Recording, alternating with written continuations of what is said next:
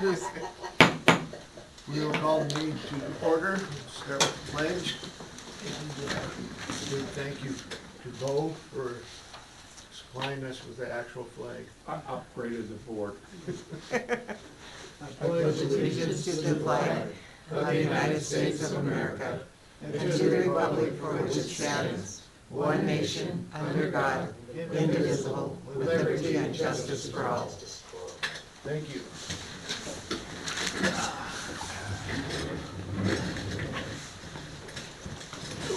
I'd like to welcome everyone, and Susie, would you take the roll, Sure. please? Who's here? You Doug, can- are you here? I don't know how to do it. Oh, I would start with Ming and Jeff, Okay. and then just come around the table. Okay. Jeff? Here. Ming? Present. Greg? Here. Tom? Here. Frank? Here. Doug? Here. Okay. It's still cold. And introduction from the audience. We'll start over here. Doug Catarabic, ratepayer. Pam Ellis. Evelyn Pyburn. Adam Kuchin, Servicing. Welcome you all. Okay, during the course of this evening's meeting, the public can be heard before a vote is cast by the board. The President will acknowledge the public once a motion has been made and discussed by the board for their input. The President will recognize speakers who raise their hand. Once recognized, the speaker should move to the side of the board table, actually right in between, in the L. What the hell? Each speaker will have an opportunity to speak on the agenda item. Once the public comment period is over, there will be no additional comments unless specifically requested by the president of the meeting. Public comment now on non-agenda items. Any member of the public may be heard on any subject that's not on the agenda. Comments are limited to 3 minutes, and you may only speak once. The board will not take any action on these items at this time, but may choose to add that item to the next board meeting's agenda for discussion. Is there any public comment on non-agenda items? Ms. Ellis? I'm not totally sure. I've got 3 things, but I'm never allowed to ask questions at other points. The January minutes that are in the packet show that, Okay, that's on the agenda.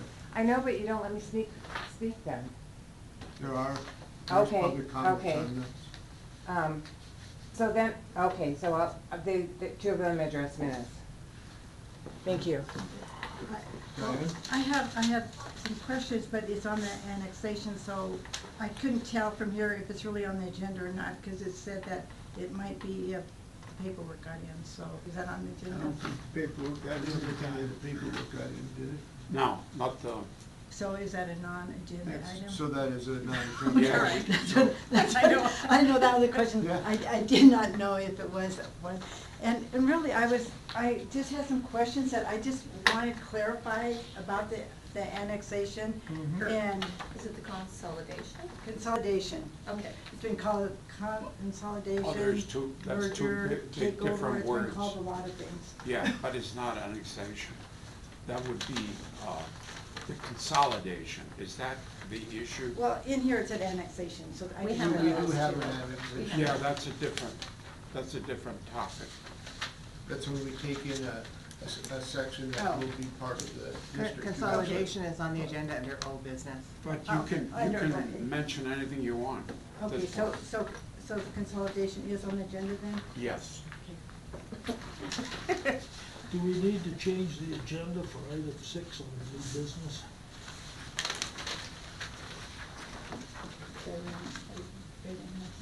No, because it's possible.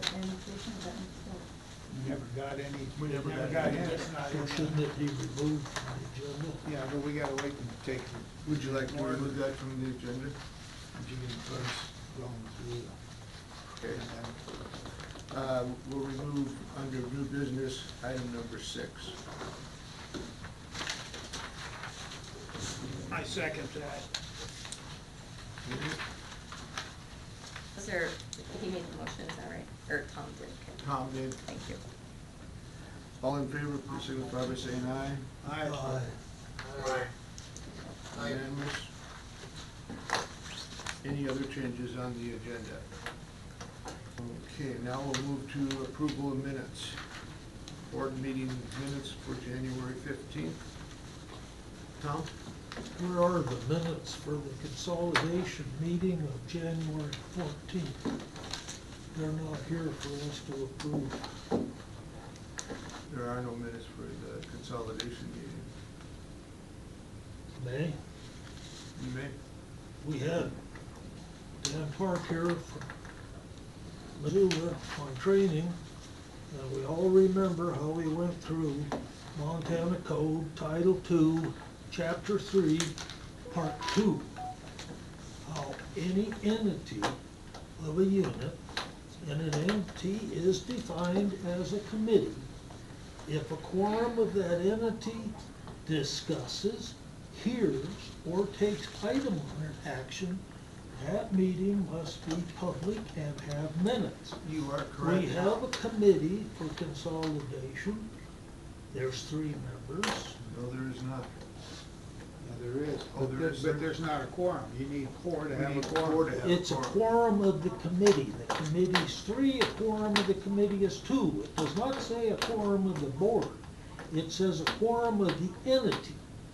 And Yeah, the Montana laws are very 23203, unique number then. 6, clearly says any committee or subcommittee appointed by a public body is subjected to public, open meeting rules.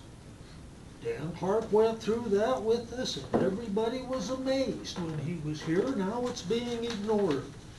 Can you give me a copy of Dan Clark's stuff? He said he was gonna give it to me, and I have not received anything. We Well, paid anybody for it. can- We paid for this from Dan Clark. I think he should follow through with his thing and hand this out. Do you have it, Tom? Have what? The stuff that was handed out in the meeting? Yeah. got what Please I did. copy it for me, please. I don't. I wasn't at the meeting, I was up in Helena. Well, I can read MCA 2-3-203 and 202. That's what his handout was? Yes, That's it? he had that in there and we went over Montana Code, Chapter 2, Title 2, Chapter 3, Parts 202 and 203. They Okay, are mentioned in Montana Code Title 7, Chapter 13, Part 22, which sets this up in 2274. It clearly says open meeting rules. and Tom, does it Right, say that's which fine. entity needs to keep the minutes? Is it our entity or is it the city? Any committee or Tom, subcommittee. is it the city? City called the meeting, so is it they that take the minutes or is it us? It should be Morrison It's or gotta Merrily, be- because it's their meeting. It's up to the committee or subcommittee appointed by the public body to take the minutes and present the minutes. Okay, I will contact our legal and find out who is right and who is wrong. The city I'm not- doesn't have anybody there representing the council or a committee from the council. The people that are coming from us are not representing the board. But they are appointed by the board as a committee or subcommittee. And the members from the city that are attending are also appointed. But they're not, they're administrative. Again, Dan Clark went over that. We could send Bo and Josh to these meetings and there'd be no requirement for open meetings. But if a committee appointed by the board attends, we have to have minutes. Dan Clark was specific on that. So Yeah, noted. I'll Thank you, listen Tom. to it Thank you, in Tom. template. Thank you, Tom. It's so noted. Mr. Chairman, Yes, Director Esper. could you, Tom, could you, may I just, Tom, could you repeat the MCA citations? I was looking for them while you were speaking. What were the numbers? All the MCA numbers. It's Title II, Chapter 3, Part 202 and 203. Number 6 of 203 clearly defines a committee or subcommittee appointed by a body requiring open meeting laws. 202 clearly says you gotta have minutes and you gotta advertise for public participation. So we could disband that committee then. We can what? We can disband that committee and they can attend as public if they want to. Well, So I'm just saying, are you gonna pinch the period? Are you gonna pinch the exclamation mark? Because I'm pinching the question mark. I don't understand. If you wanna go around law, if you wanna talk law, let's talk it. I thought that's why Evelyn, we you're had very Dan versed in Clark this. here to explain. You're very versed in this, and I know that's what Mr. Clark stated. He didn't show us any place. If that's a public meeting, which it is, these people can attend whether they want to or not. Probably. So with that, I would approve a motion to discontinue the consolidation committee. Do I have a motion? Seeing none. Ming? Well, we do have somebody taking notes there, maybe we can, what's his name is there? Frank, who's the guy taking notes? I got him this morning. Curtis Deshaw or Travis Harris, either one of them. He Yeah, just, he he just sent us the minutes of within the it. last hour, just sent minutes from yesterday's meeting. So Okay. they're out there, we can produce them. I'd have to find them. The only question on Tom is whether the notes have to be made by one of the subcommittee members of the city water board, or the minutes that Curtis Deshaw do, I guess is the correct way to answer that question. I don't know what the law states on that. Well, the sections, I'm looking at the sections, if I may, Mr. Chairman. Go ahead. I'm looking at the section that Tom referred to, 2-3-203.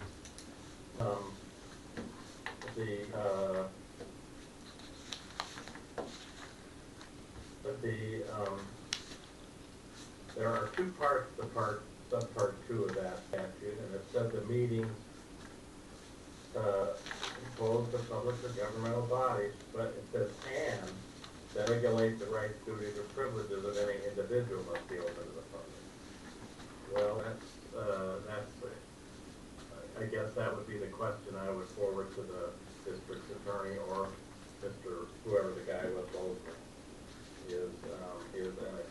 Is a fact-finding committee like this that's not empowered to take any official action, actually gonna be regulating rights, duties, and privileges.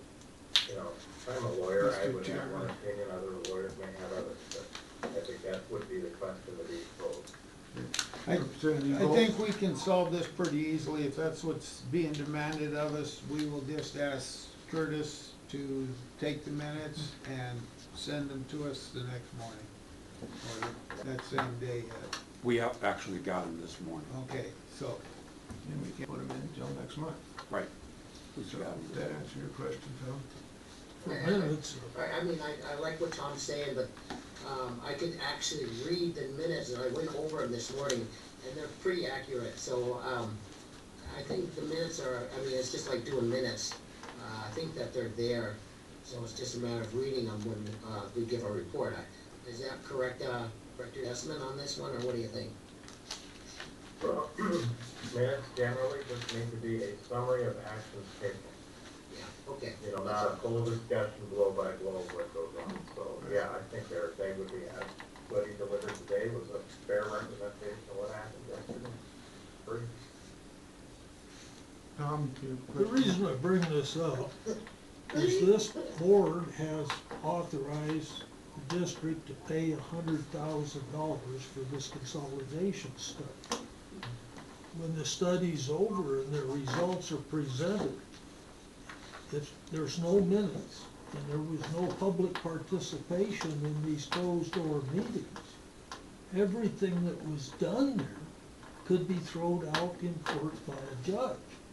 Our $100,000 would be down the drain, wasted, and the results unable to be used because we didn't follow open meeting laws. That's why I bring this up, because I've been approached by people that claim it. And we We'll get legal opinion, and I'll send everybody a note, and we'll publish it. I did, if you don't, Go ahead, Will. I did publish a report from Dan Clark's meeting that is very clear on the subject matter, including copies of his overheads. It's clear. Read them. You sent me the overheads, Paul. No, I have a complete report on what he said and his handouts. So it should be clear to the board. And Tom is half right here. Guys, we paid this guy a lot of money. And as far as I'm concerned, the only thing we got out of it was we shifted a 2-minute discussion by the public to 3. That was the summary. Very disappointing. But it's not for me to judge the board, it's for the public. Did you send that to us?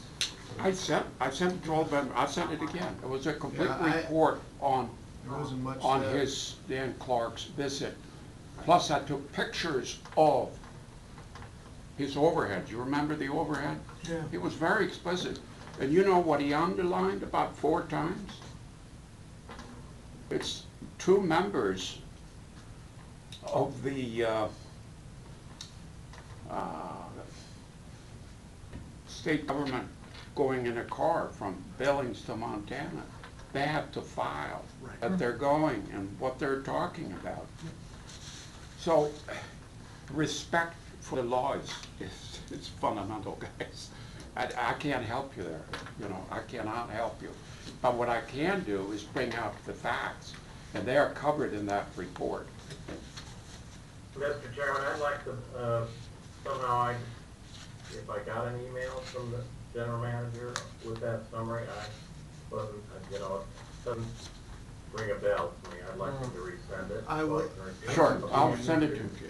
But I do think the question is whether the topic of the meeting involves official action involving the rights, privileges, and duties of the public. That is a separate question. Yeah. What the meeting is doing is the group, you know, is the group that is meeting to do the fact finding. Are they empowered to do any official action? And the answer is no. There is only one exception. There's only one exception. And that has to do with individuals when you're talking about people, their performance or whatever. Anything affecting individuals are an exception. Oh, for open meetings, yes. Yeah, I think that's the only exception. Yeah. Tom, one more time? 23202 is quite clear. You don't have to take action. You can hear, discuss, or act on a matter over which the agency has supervision. Consolidation is something this board has control of. So when the committee and a quorum of the committee meets without it being an open meeting and without minutes, we're in violation of state law. That is a legal conclusion, Tom. If, I'd like to read as Dan Dan's opinion before I agree with whether your conclusion is correct. And every subcommittee has its own quorum too. yeah, I hear that the 3 and the 4, no, that's not how it works. So Doug, can you take public comment? Wasn't an action Yes, item. this is not an action item. This is not an action item at all. I know, but it doesn't hurt to listen to people. No, don't listen to it. If somebody wants to have a public comment on this matter, I'll give you a minute Thank you. I would just say regardless of whether, you can argue about the legality of it. The city certainly does keep the minutes for their subcommittee meetings and have the agenda. But politically, it would be far better to have those minutes public, because it's clear that the consolidation issue is of concern to the public. And the more that you hide or fail to disclose, the more that it feeds into the perception that you can just make up any old story and get a repeat it, because there aren't any facts that the public has. So I just think, I appreciate Tom bringing it up. Okay, thank you. Approval of minutes for January 15th.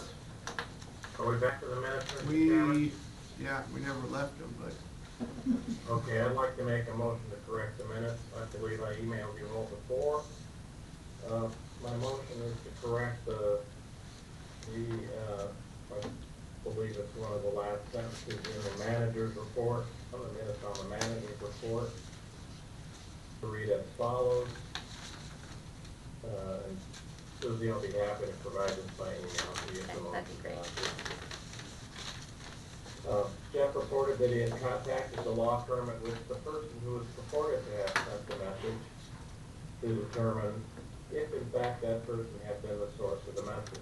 He was informed that the firm was not the source of the Facebook message. Jeff stated that this type of information should not be made public until its authenticity is verified, but such communications could place the district in legal jeopardy. I believe that will be a faithful rendition of the recording in the minutes, and I'd like to get a second to get that change made. Thank you. okay, Jeff has moved to correct the minutes. Tom? I can't support this. Was there a second? Okay, Unless we're not gonna listen, Tom, until we have a second. Yeah. Oh, we need a second to do it? Yes, I'll second Greg has seconded. Okay, Tom, now you may go. I can't support this unless someone has reviewed the tape and these are the words. If we're gonna go and change the minutes to be verbatim, it better be backed up by the tape that that's the verbatim. If we accept what Jeff wrote here, I'm afraid we have a problem, because Director Estman made the motion to do the task item number 28 and have it due March, for March's meeting. And then February 9th and 10th, Director Estman sent us emails how Interstate hadn't done the job timely.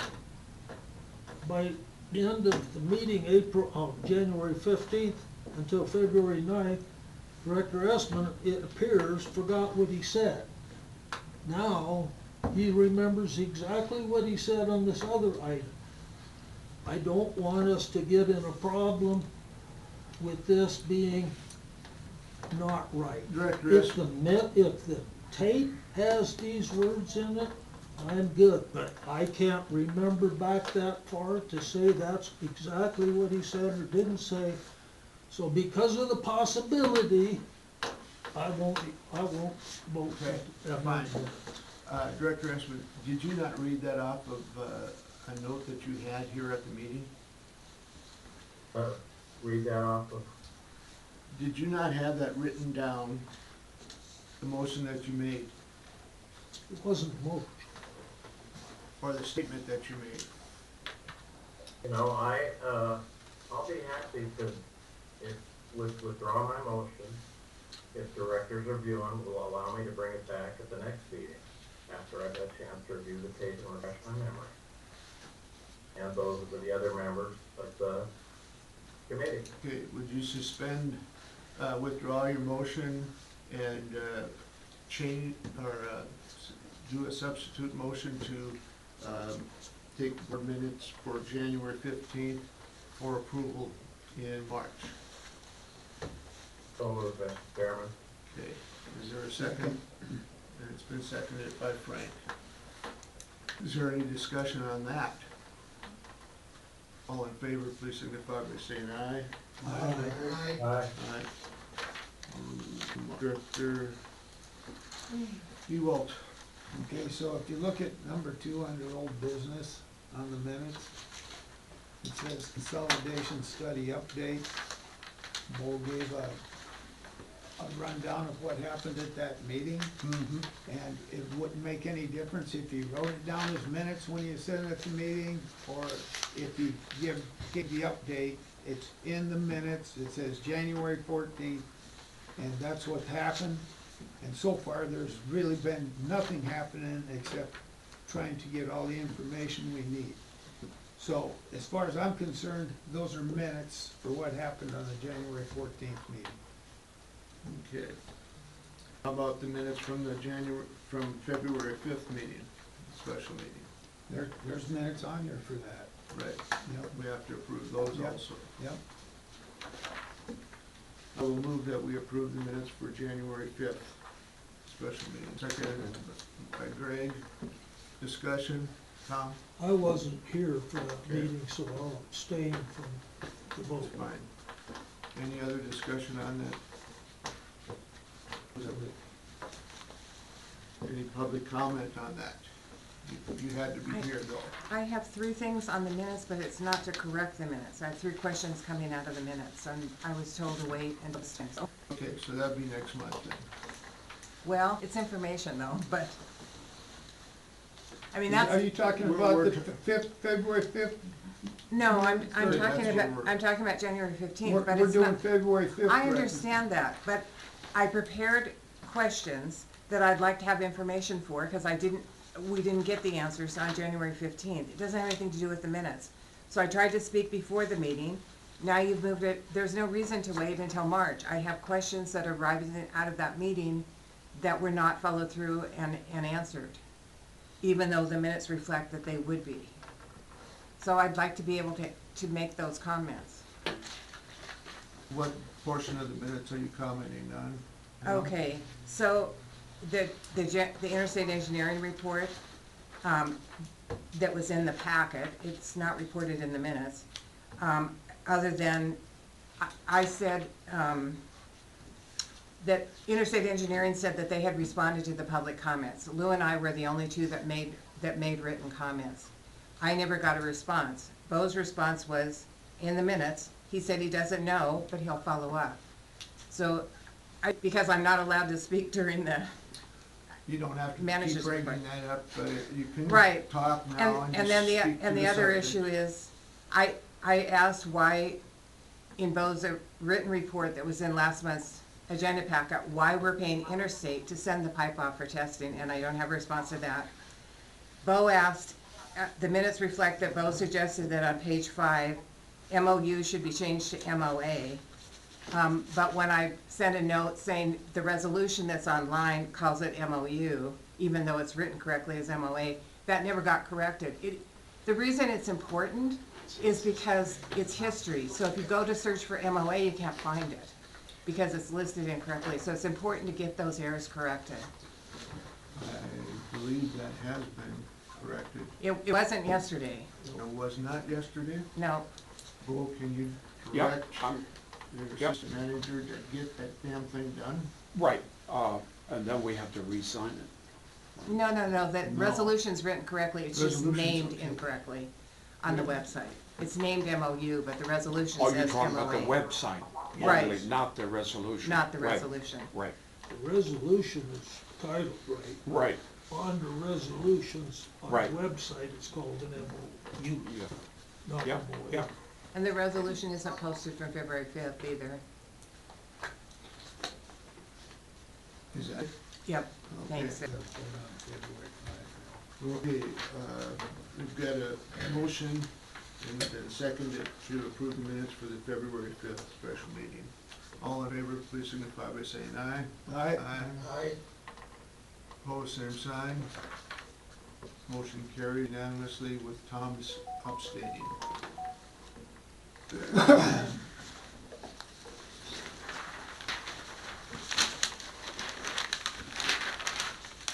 Consent agenda. Are there any items on the consent agenda that any board member would like to segregate? If not, Do I hear a motion to approve the consent? Or Tom has a comment. Oh, go I'd ahead. make a motion, we approve the consent agenda. Okay. And seconded by Frank. Any discussion? If not, all in favor of approving the consent agenda, please signify by saying aye. Aye. Aye. Motion carries unanimous. Managers report. Go. Yes. We had a busy month. Lots of little things going on. Our staffing remained at 9. Can you hear me okay? Yeah. Yeah, So the staffing was the same. As far as complaint and service calls, this time of the year, we do have freeze up. Adam is sitting back here. You've seen some of them, and I believe it's at least a half a dozen and more coming probably. What's freezing up? Houses. Service lines or main lines? Yeah, the Lines and meters, excuse me? Lines and houses, Right. it's not the service line, it's in, In-house. after the meter. The house, Under their cabinets, mobile homes is where I got most of my calls too, is. so it's not our responsibility to freeze it. Downstream of the meter. No. Well, we can't bill a customer where the meter is frozen. So it's in our best interest to fix them ASAP, and we do that. So I believe, Adam, it's between 6-10. It's a daily thing. And typically it would be the 3/4 inch meter, and we will charge like $205 to do that. The meter cost us some $108, and then you have the meters. The meter setter normally does not freeze up. There is a sacramental component on the bottom of the meter that would break, and I believe we used to fix them ourselves, because usually you just replace that and most of the time you're up and go. Yes? So none of the meter pits or stuff like that are froze up, none of the main lines. It's in the. No, it's not, right, our lines, right. Our typical barrett for a main line is 6.5 feet. So we're talking about somebody leaving a cellar door open or something. Trailers, usually that's a big issue. And so I don't think there's anything out of the normal at this point. What is very much out of the normal is what we call the net non-revenue water. We buy X gallons and we sell Y gallons, and the difference between buying and selling is becoming eating much, man.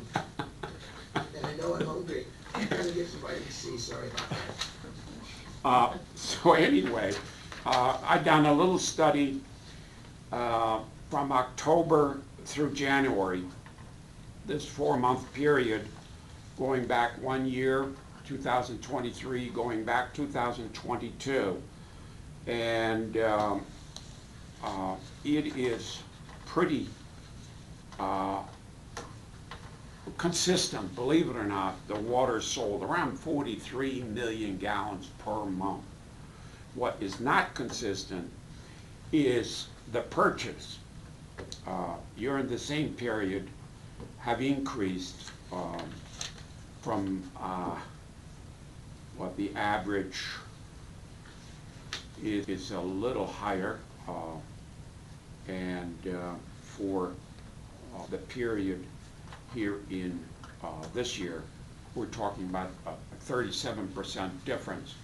So what does that mean? Well, we pay some $3 for our water. Can you imagine if the city gave us a 37% increase in the price? That's very, very difficult to absorb. So as a result of that, we lost money last month, January. We also lost money in December. So We are talking about some 37% deficit back in January, and December was 11%, in October it's 31%. So the city has been informed about this because we suspect that something might be wrong with the meter. Why am I saying that? Because if you go back earlier in the year, we almost had the reversal where we bought less water than we sold. You know, that doesn't make any sense. But we did. And then the difference between non-revenue water was very smooth. And for the last 4 months, it has changed drastically. Now, I have a proposed non-revenue water policy, and I wrote this some time ago, because this non-revenue water is a big issue of most water utilities. EPA look at the average around 11%. No, that's our goal is 11. The goal is about 15.4% on the average in the United States. And EPA feel that 75% of that difference you can reduce if you adopt a strategy of tackling non-revenue water. And in this proposed policy, I have 4 pages here. American Water Association outlined 8 different ways to do that. But it starts really with that water meter down at the Walter meter station. And Frank and I, we actually met with Louis yesterday. He's all set to go. They picked up the meter, they measured out the distance, and he feels within a day or 2 it could be installed. Well, we need approval from the city, and we have volunteered to pay for the meter around $16,000. Why? Well, we're losing $30,000 to $60,000 a month right now on the non-revenue water. And in my business, as a technical person, engineer, command and control is key. You have to know what the variables are, identify them, narrow them down before you can tackle them. Anything else, all the other efforts is meaningless. So we're just driving around the countryside looking for water spills. It doesn't work that way. So right now we're talking about an average, what do I have there, 60 million gallons. I mean, it's gigantic losses. And Josh and I, we've been driving around looking at the tank. Normally it's at sites where the tank is, the bottom drain or something around there. And there's normally not too many people living there, so water can seep out. But it remains a big issue. On the revenue side, we had 6,080 meters, up 1 from November, and about 1.2% over January of last year. We sold about 33 million gallons, which was down 23% from December, and down 9.2% from last year, while we bought much more water. So that is not good. We bought 65 million gallons and sold 33. Well, you do the math. That store, that corner store is going to go out of business if you have to throw out half the apples. You know, it doesn't work that way. The total revenue, 316,000, were down 9.8% from December, but up 3% from last year. The average water sold per 1,000 gallons, we saw a revenue increase of 12.8%, which means we get more dollars for the water we're selling. And that has been a trend throughout the year. And that's also up about 7.2% from last year. On the expense side, other than the water, but if you look at operating expenses without the water, they were up 29.91% from December last year, and just about 2% over last year. Gross profit, as I mentioned, was negative, and we lost 31,000, which is 10%. And year to date, we're still positive in a pretty good way. We are at 24.6% gross profit versus last year 20, and the budget at 17.6. So we're doing well there. And the total gross income of 950,000, which represent 23.8% profit margin, which is 31% higher than last year. So year to date, we're doing well, but the trend is terrible. You know, it's not good. It's not sustainable. And I have probably 3 emails into Jennifer about the water meter. And Josh and I, we already start talking about the SCADA system, where we will send a signal from the Walter water meter place up to Hilltop. And at Hilltop, we have 2 open connection that will connect to our SCADA system here. So that shouldn't be an issue. But I believe, my guess is that the SCADA component will equal the cost of the water meter, around $16,000. But the good news is that we start working on it with or without Jennifer. Now, on the financial statements that was in the packet, you might have seen an item there for $174,000, which made us lose a lot of money. So what was that, Bo? Well, that is our capital improvement project. So that gets into a hopper until it's capitalized. Once it's capitalized, it goes on our books as asset. In the meanwhile, it stays in this account. Our software, Black Mountain, is not smart enough to figure out the difference. But that $174,000 on the bottom, that P&L statement, is mainly engineering, and about $119,000 is actually interstate, and $55,000 is the ecologic expense. So that was $174,000.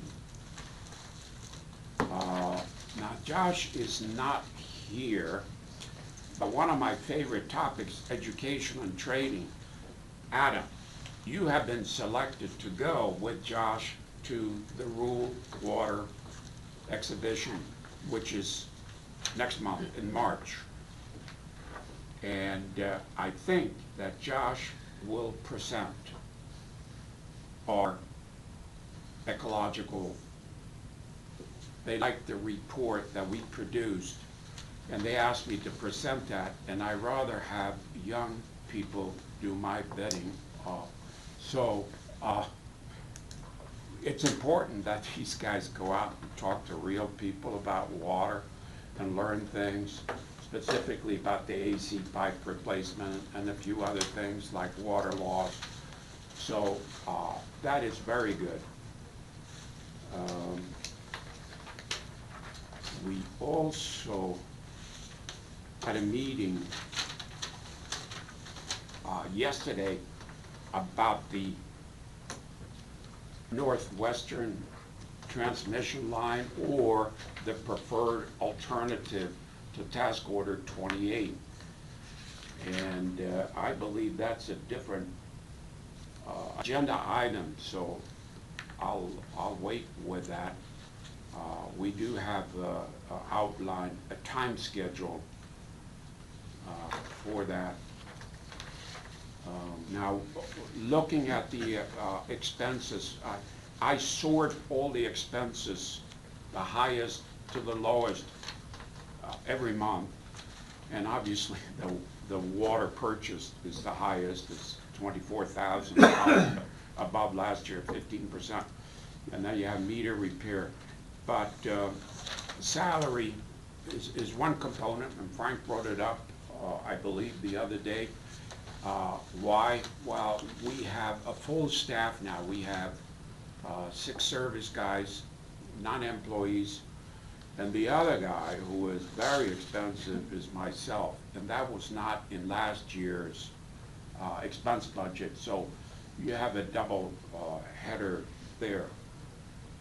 Other than that, I believe that our expenses are within the budget if we look at operating expenses.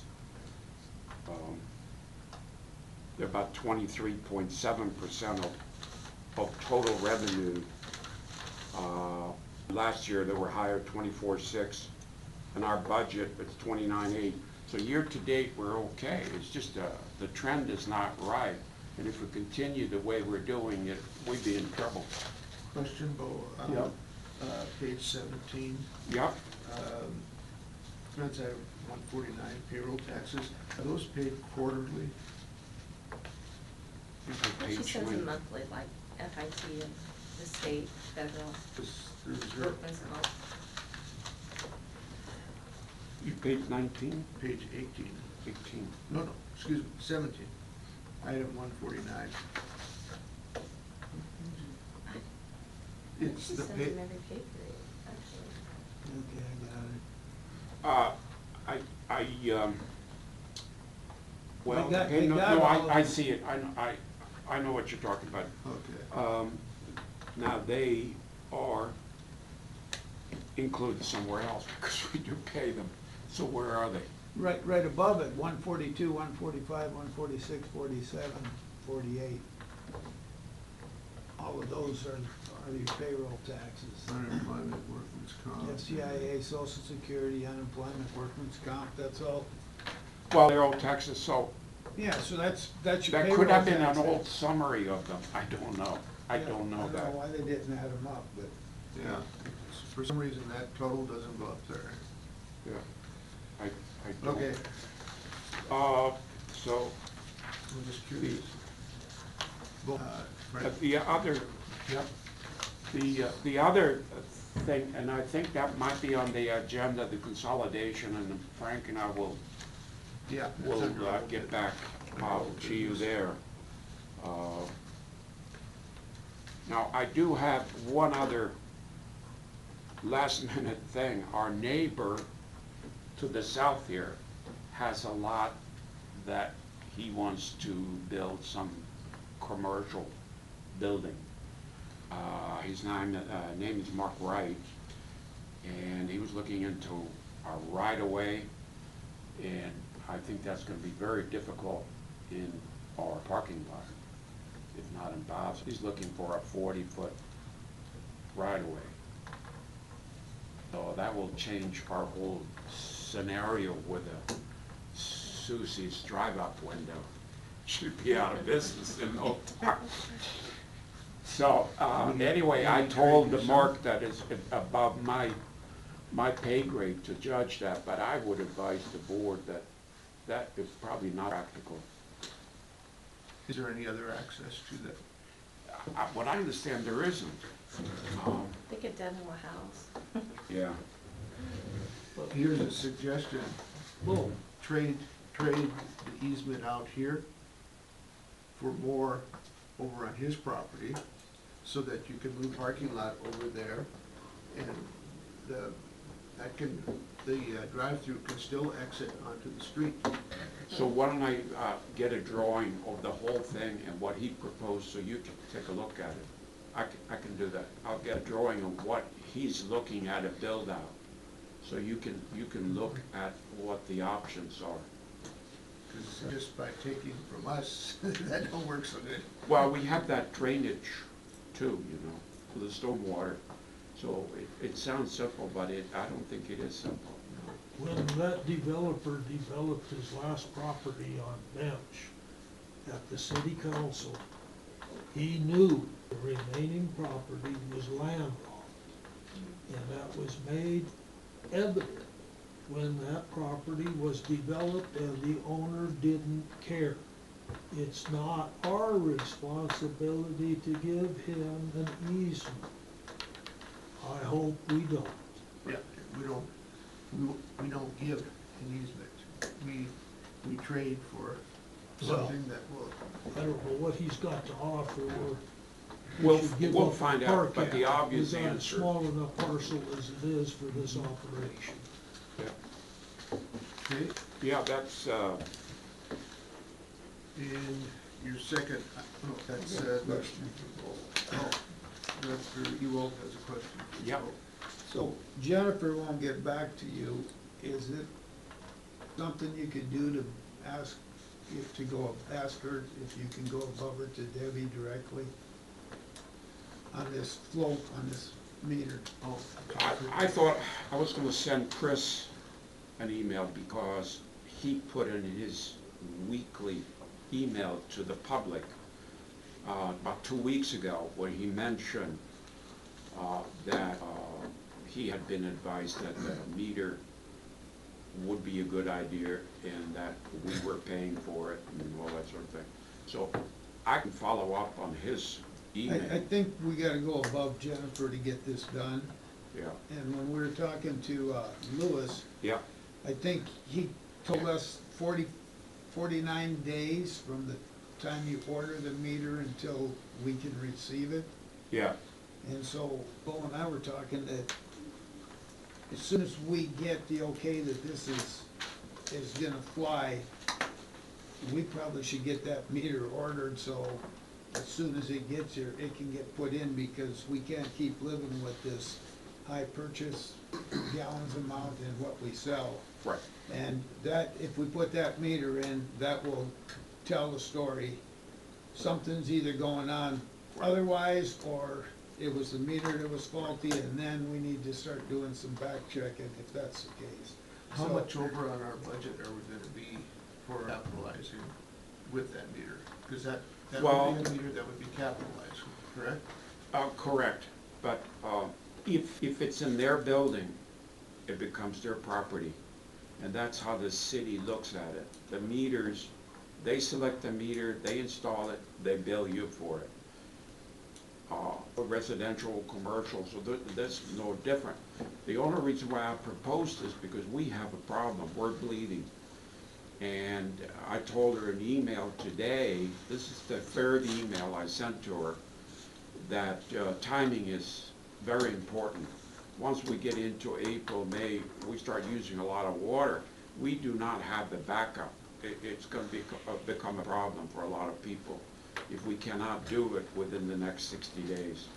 If we can't do it in the next 60 days, it's a big issue. So I made that very clear to her.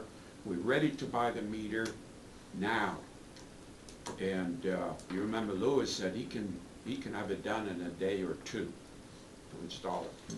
And we are doing the electronic right now. We started figuring out what we need. So everything is prepped to go. So the only person we're waiting for right now is Jennifer. So I think that's the next step you gotta take, is Debbie or Chris. Right, okay. Just, because we gotta get this has gotta be straightened out. Yeah. Can't keep living with this issue, not with that amount of difference. Is it possible to get the board number Well, within 10%? well, we had proposed a Badger meter. We use Badger. Lewis proposed another meter. Badger doesn't make the meter, it's under their brand. It's made in Poland or someplace, but it's a very good meter. And Lewis had proposed another meter that is of much higher quality. It's about $6,000 more expensive. And he told me, you know, we're only gonna do this once every 20 years. We gotta get the absolute best equipment. And I totally agree with him. So that meter is 16,000. So I don't think the board needs to make a decision, but be prepared, that we might require the 16,000 plus, I estimate another 16,000 for the SCADA system, the integration, because if we can't see 24/7 what's going on, we don't know. And right now, we have no control of what's going on between Main Street and the Oxbow tank.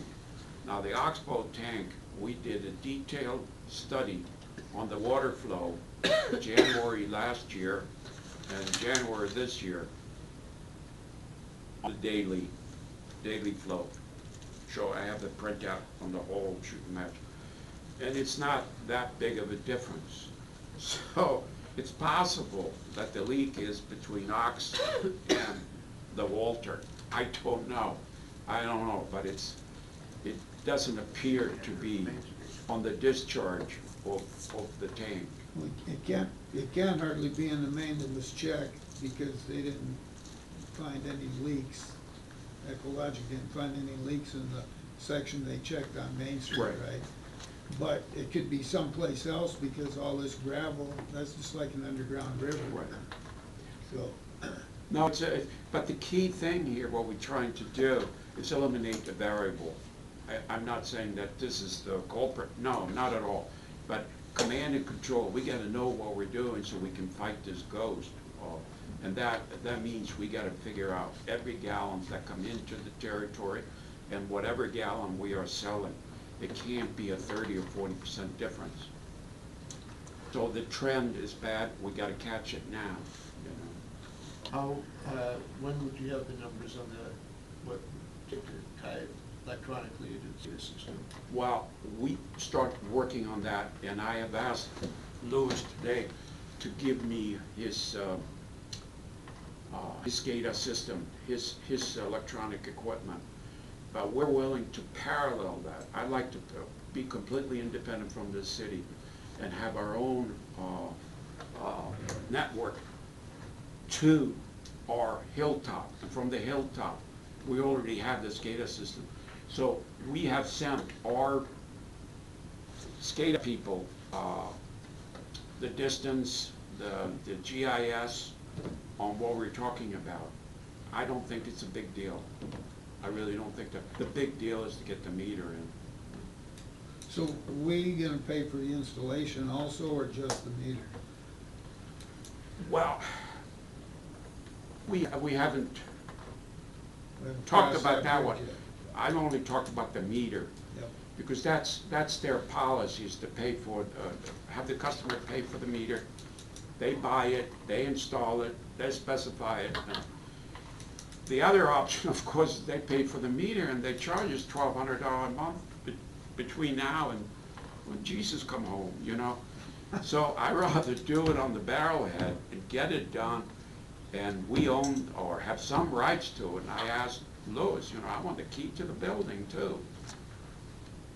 He told you where it was yesterday, so. Yeah, he told me. Is it a good idea to have a written agreement with the city on this? I think so. On the meter, it's separate. Yeah, on the meter. Yeah. And the operation of Yeah. it and who owns it. And it Well- might be better if it's written, Right. because we may not be here when something comes up. Correct. Very good idea. According to the standard spec is AWWA for the meter that calls for 1.5% accuracy and have that calibrated every year. I mean, that should be a standard agreement that you refer to the standard. Like all our meter follows that standard. And the biggest meter of them all, we can't read, and we don't know how they check it. So I totally agree with you. I'm talking more of the administrative side of things. Yeah. Rather than the specs on the meter is, you know, who does own it, who pays for it, who's gonna do this, who's gonna do what. Meter. Because when it comes to the city, you're better to have an agreement than not have one, because, you know, this is gonna go on for 10, 20 years, and it may go past us. And it'd be good to have that history for the Right. future. But you realize, all people that we bill, there is an understanding, there is a law on water meter. You cannot overpay, you cannot have your own strange water meters. So we should be covered on that, but in this particular case, knowing the case history of this meter, because I've been charting it, there's nothing consistent about it. What's consistent is what we sell, but the water coming in, no. There is a discrepancy. So a contract is warranted to ensure that they maintain the equipment according to the standards, the AWWA standard for water meter, which is 1.5%. Yeah, and that, and maintenance, who does the maintenance on it, and if something is seriously wrong, replacement of it. Right. Maybe it goes 10 years and has a problem, needs to be replaced, and Right. I can see a lot of issues with the city, and it'd be nice to Do we have. have to have a actual drawn-up contract, or can we do a MOU between two government Well, entities? I think based on the history of this meter, okay, because you guys have paid millions in the past, the track record is not very good with the city. And the way I followed this, I mean, we have had cases where we are selling more than we're buying from the city. That's not right either. No. But now it's gone south so bad. So the track record is not there. So I believe that under the circumstances and the track record, an agreement is warranted that they maintain this piece of equipment to the standards that are out there. We're not demanding anything special at all, but we cannot trust you maintaining this meter like you did the old one. And Lewis agreed, yeah. I did change something in December of last year. I can tell on my chart that something happened. I said, Lewis, what happened? Well, we adjusted some. Okay, terrific, excellent. Here's more money. Yeah, I've worked with the city enough that an agreement is probably warranted. Yeah. Yeah, like I said before, if it isn't on paper, it didn't happen. Right. Tom? You know, if this was a residential customer and their meter, they had a problem and they, well, come change my meter, I'll bet $1 the city would do the same as the district, will change it. Here, we're changing the meter, we're complaining, and how we gotta buy the meter. Where is it that the city calibrates the meter and guarantees the meter calibration? I mean, this Well, we has wanna to happen explain how the somewhere, meter can so. be hand calibrated by the city and not, you know, Well,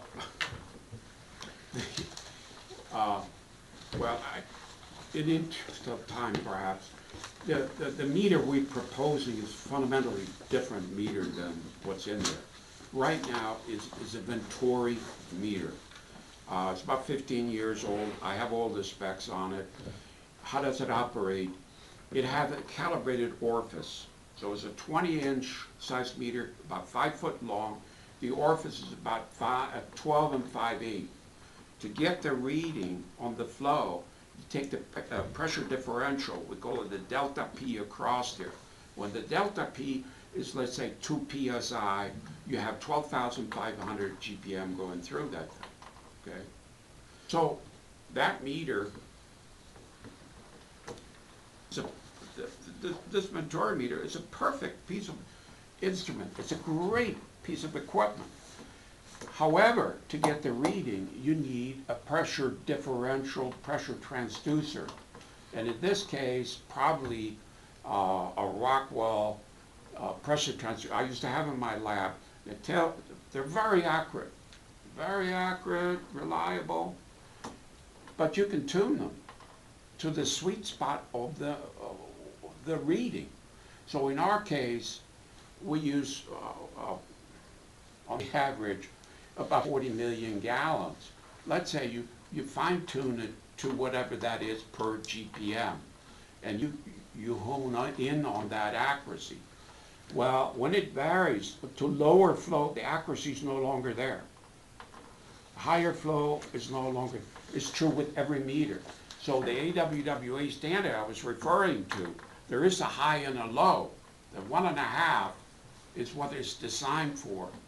And that's the sweet spot, and that's what you're looking for. But when you go low all the time, the meter is different.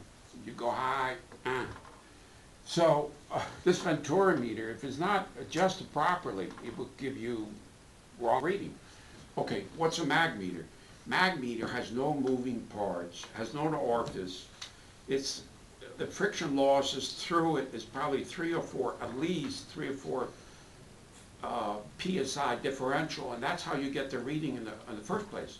You have to have a pressure differential to get that velocity flow through the orifice port, because the water picks up speed and then it slows down. So okay, Bo, what's the big deal? Well, 3 or 4 PSI, 1 PSI, 2.3 feet. So 4 or 5 feet of losses times 40 million gallons. So you take the hydraulic, the hydrodynamic losses, okay, which is the lift, that you got to lift that 40 million. To get into Oxbow, we need to lift the 40 million gallons, okay? Can you imagine the energy it would take to lift all that water another 12 feet? So you take the GPM, the gallons per minute, times the pressure differential, divided by 3,960. That's water horsepower that you need to move that water. So will the city benefit from this new meter? Yes, yes. They will gain hydroelectric power. They would save money. They can deliver more water, less expensive. What's the benefit to us? Well, we don't pick up that benefit, but we will have higher pressure in our line from Walter up to Oxford, but I guess 3-4 PSI. So it will affect our system in a positive way. So it's a win-win for us, it's a win-win for the city. Why are we paying for it? Because they won't move. They won't help us. So the benefit to us, hopefully, is a more accurate reading.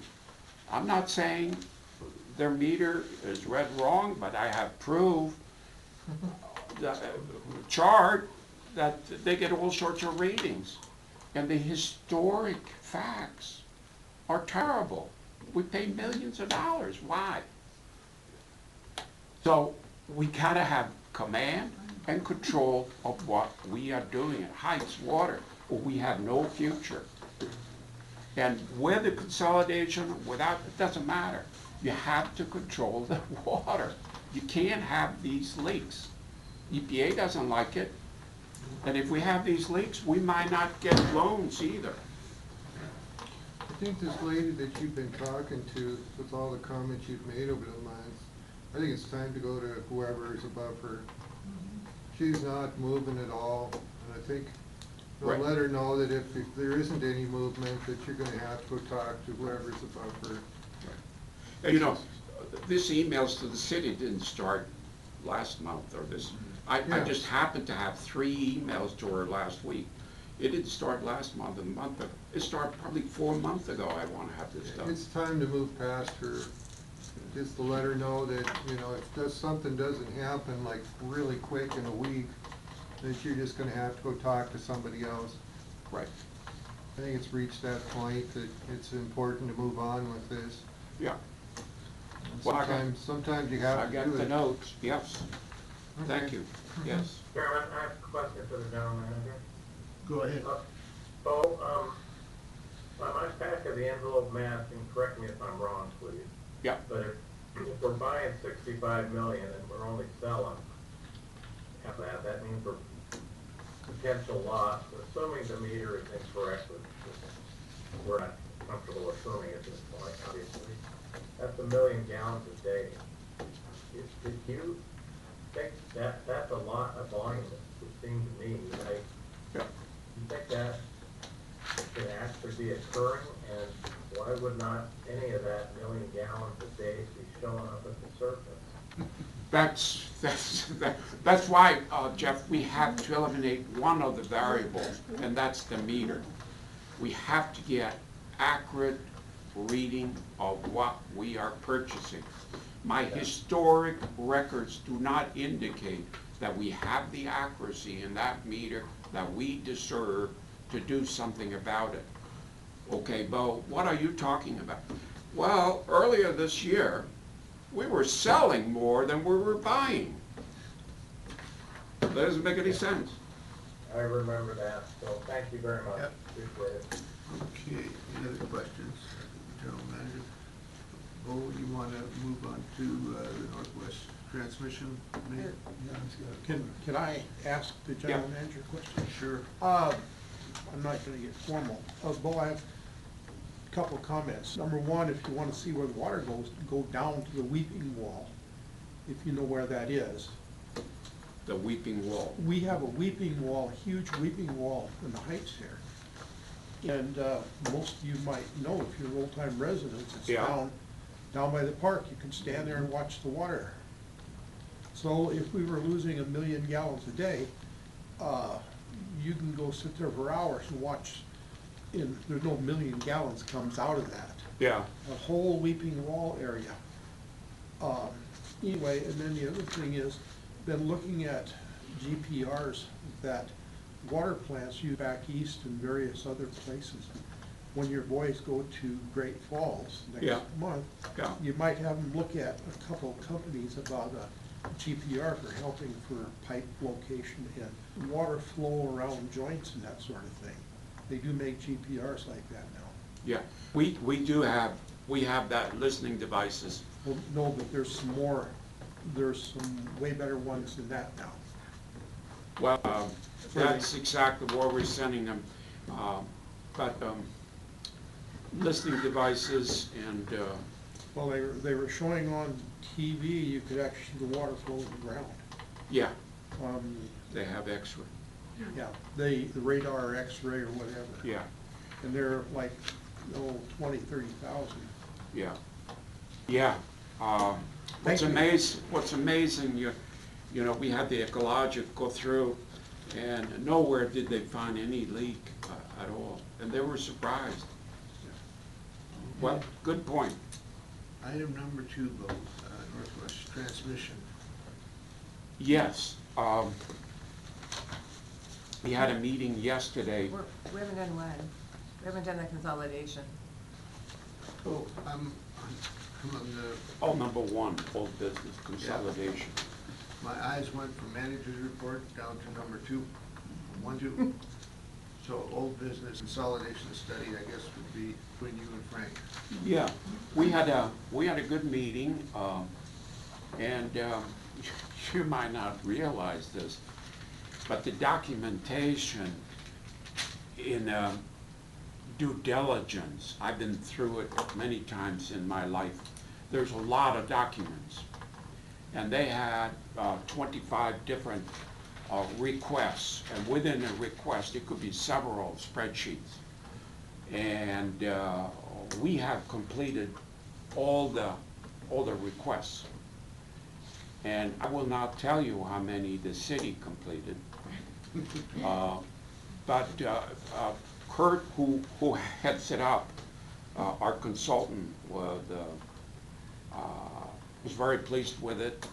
And the only thing they require right now is a summary, not a summary, the opposite, a detail of all our invoicing for a 12-month period. How much water we sold, for what money, and why, to determine the tiers, the various payment tiers, and how that dovetails into the city schedule.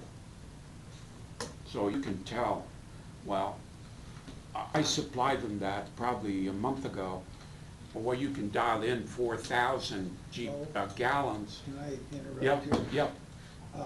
If you wanna make a note, Mr. Chair, this is the minutes from yesterday's meeting happening right now. Right, and we do have the minutes, and we could supply those. So anyway, on our webpage, the Heights Water webpage, we have a calculator, and I believe Jen's husband, who is a computer nerd, did that. So you go in there, and figure out what meter you have, what flow, and in our case, 4,000 GPM appears to be the average. So if you look at, and I charted all this stuff, where that is and where our income is, it's in that sweet spot. Now, so what I did the same thing for the city, same calculator. So you put in that 4,000, and the city, what their rate is. And you can go through the whole chart, not charted at all. And we are, believe it, around 20,000 GPM or gallons for the month. We are less expensive than the city. I don't know why, but it's not a straight line at all, this stuff. At what usage are we the same? What use are we the same? Because we And have it does the tiers. cross, the Yeah. line, and if you're interested, I could send you the information. We cross at a couple of points. Right. But the city appears to be a little higher, at the higher end, than we are. But at the low end, we're higher. But if you look at it, take a whole month, a typical month. I picked September as kind of an average month. The difference, the rate was a lot less than I suspected. I could send you that. I don't want to quote any numbers here, but I'll send it to the board, and you can take a look at it. So I did all that study when we had our proposed rate increase, which we didn't have, on how we would change. But it's very interesting. And then I did it by size meter and all that. So I have all the various combination.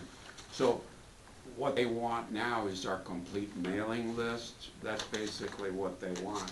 So I'm not going to give them the names, but that's really what they're looking for. So, adding to what Bo says, all the people involved in number crunching and studying, both with 1889, 1898 and Morrison Merrily, they were happy and thankful for all the good work Bo has done and coming up, and when they asked for something, Bo has it for them.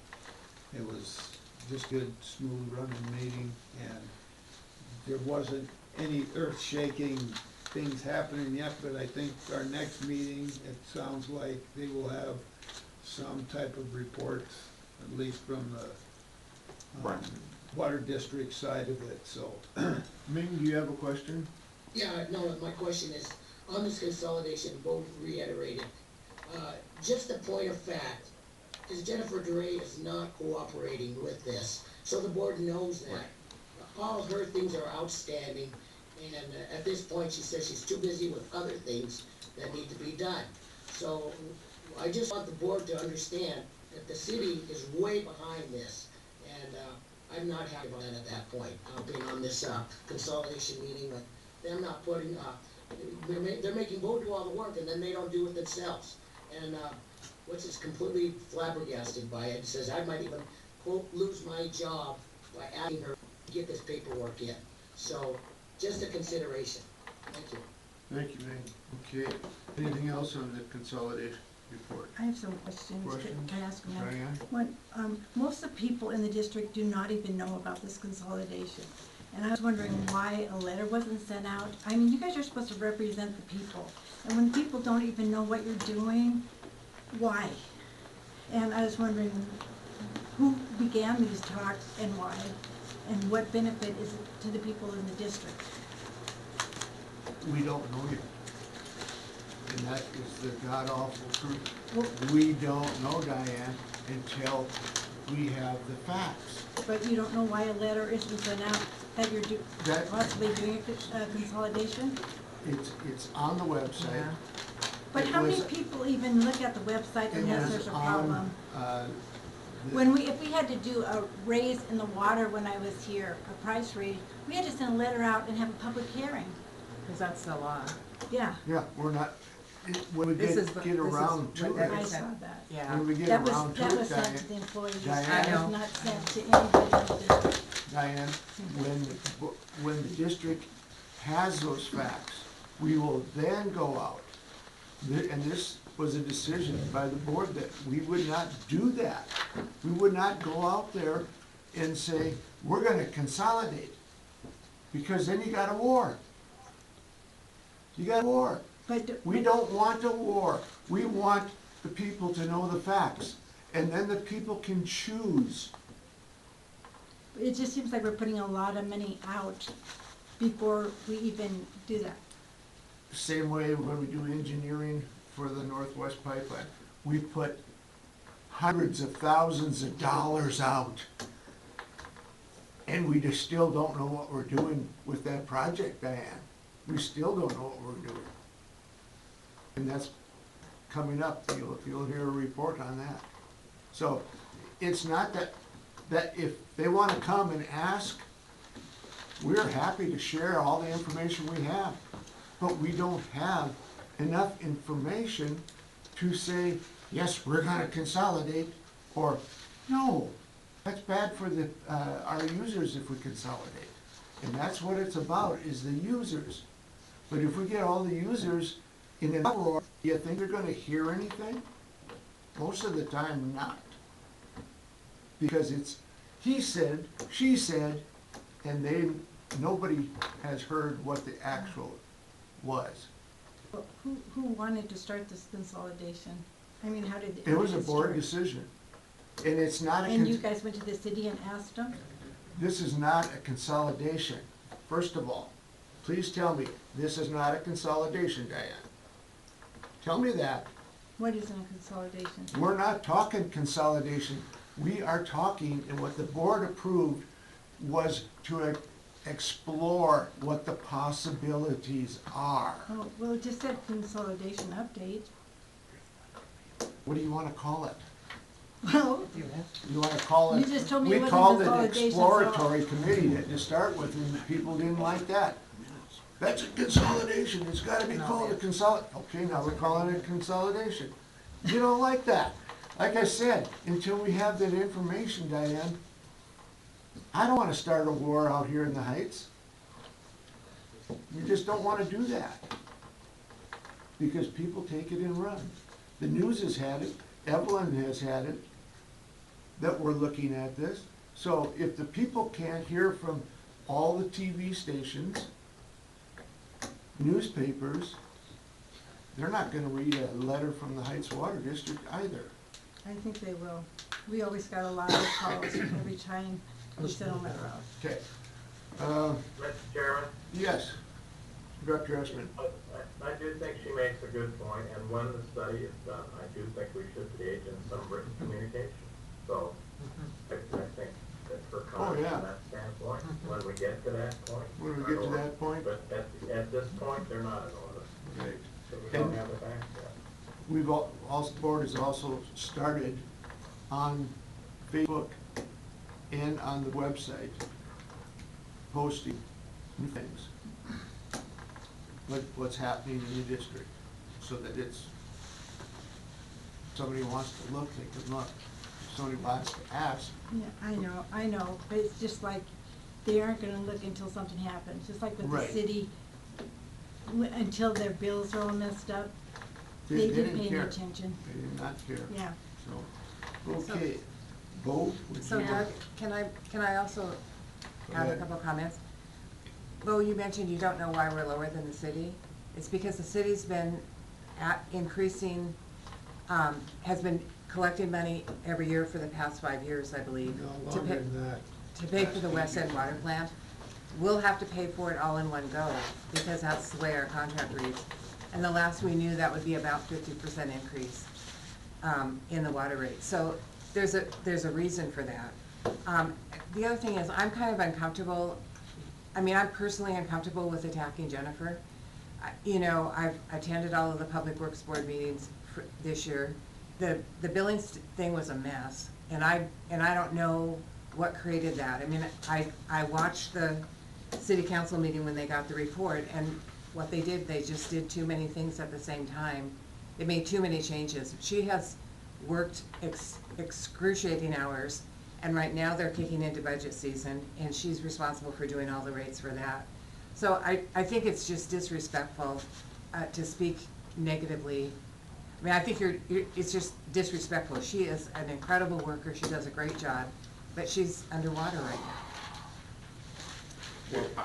Well, nobody's going personal here, you know, we're not Well- going personal. I'm referring to the city, and my contact in the city is Jennifer. If you don't respond to emails, is that a city thing, or is that you thing? I learned a long time ago, somebody calls me, I call them back. Somebody writes me, I write them back. Somebody visits me, I visit them back. We run a business here. It's not based on feeling sorry for people. We gotta run the business the best we can. We Okay. gotta keep the emotions out of it. Okay, let's move on Yeah. with our agenda items here. Old business, Number 2, Northwest Transmission Line. Northwest. Okay, so we had a meeting yesterday, and to review about a 128-page proposal. I'd like to summarize this by coming up with something that made sense for Heights Water today, tomorrow, and 20 years from now. Talking about consolidation or not, it doesn't matter, but for Heights and the ongoing projects and projects that have been in works and to sustain that growth. If you go back 5 years, the growth of the Heights have been very small, very low, very low. Why?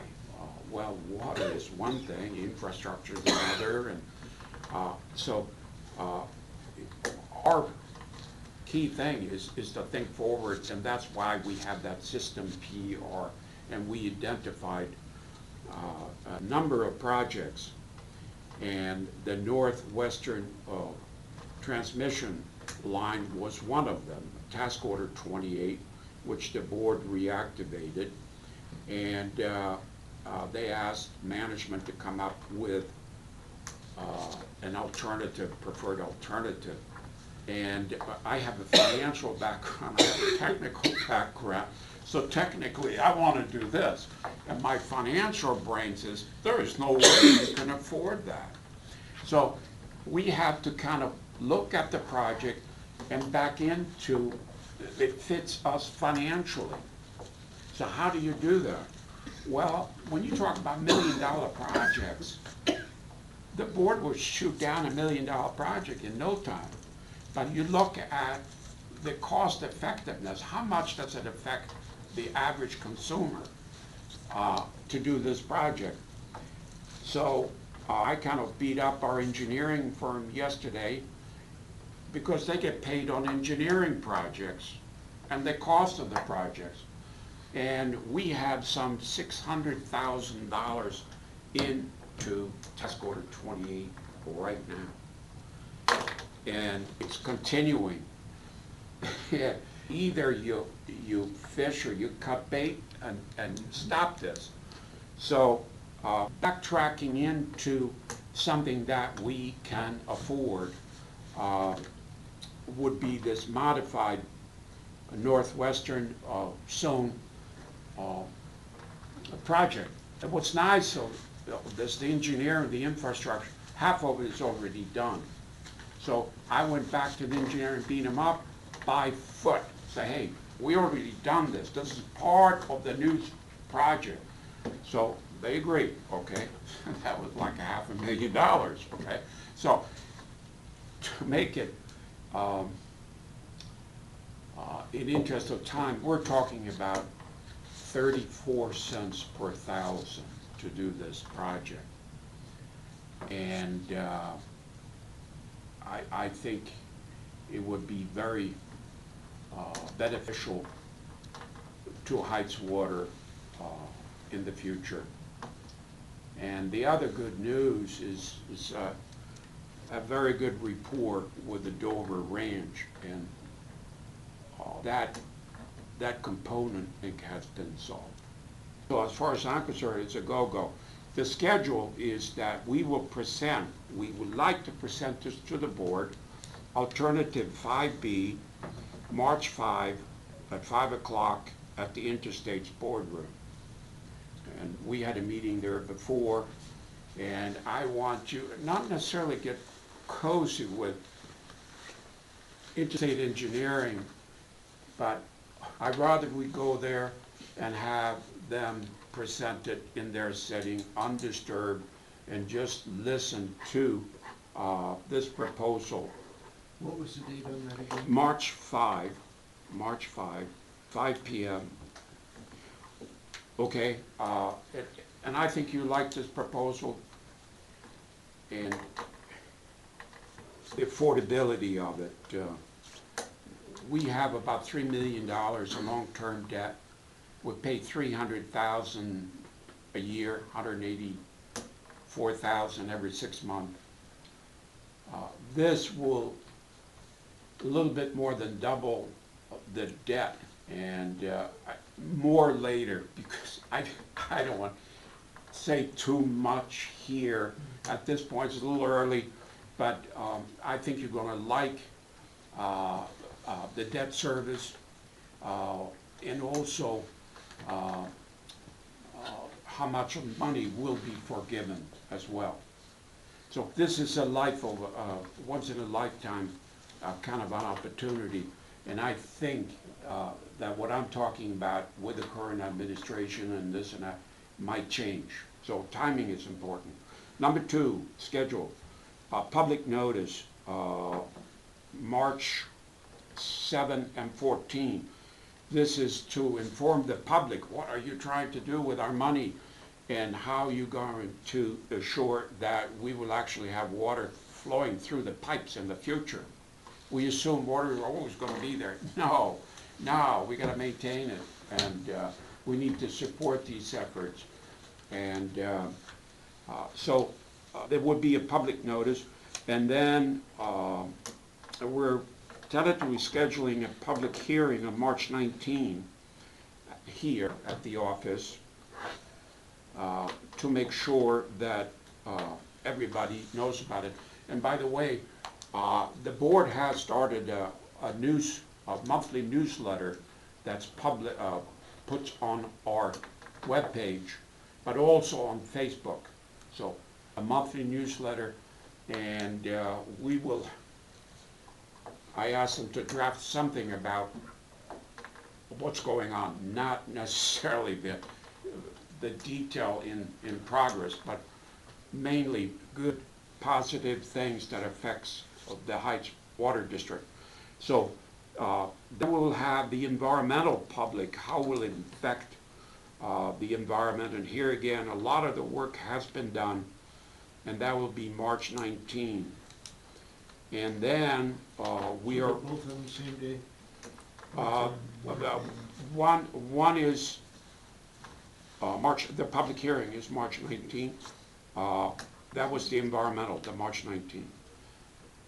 I'll give you a copy. I'll send you guys a copy of all these dates, and they're all subject to change, of course. But it starts by somebody putting the shovel in the ground here, guys. You could take it out, throw it away, or make it rough. But we have a schedule. And then we are asking the Heights Water to vote on April 16 at 6 o'clock at this office. And following the April 16 meeting, we will start with the design process. If if it's approved by the public, if it's approved by the board, we are ready to go on April 17th with the design phase. And here again, we have spent $600,000. I bet you at least half of that will be of benefit to this new project. So it's not wasted money at all. So, A couple of questions, Bill. You say vote on April 16th. right. You're gonna have vote from the users? Or is that? No, we'll have a public, you cannot vote for it unless you have a public hearing Right. before the environmental and on the project. That's part of the regulation, the state. So the earliest time you could vote on this would be April 16th, the way I look at it. The other question was, you said 34 cents a thousand. Yeah, 1,000 what? gallon. TG So, plus. and I think this is the way the public speak. If you talk millions, anybody will spend a million? I don't think so. How does it relate to me? In millions? No. It relates to me in my monthly bill. And that's, guys, that's how we have to sell this project to the public. That's what they expect from us. You talk about a $10 million project, forget it. It's not gonna happen. We don't want to spend any money. If we can support and make this Heights Water project more reliable, more cost-effective, and have sustained growth. 1 or 2% is not bad. It's a sustained, you know. You have controlled growth, and financially, Heights Water District is in very good shape. Very good shape. And the customers, our customer, Heights Water people, have paid in X number of dollars the last few years into our bank account, and it's sitting there earning money. That's not why they paid it, for us to earn money on their investment. They paid it so they can invest in the future. And, you know, it's close to $9 million sitting there. I'm not saying throw it away, no, but work the plan. Proper planning prevent poor performance, the 5 Ps in life. And we are planning for growth. We're planning for good, sustained growth, cost-effective, that our customer can afford.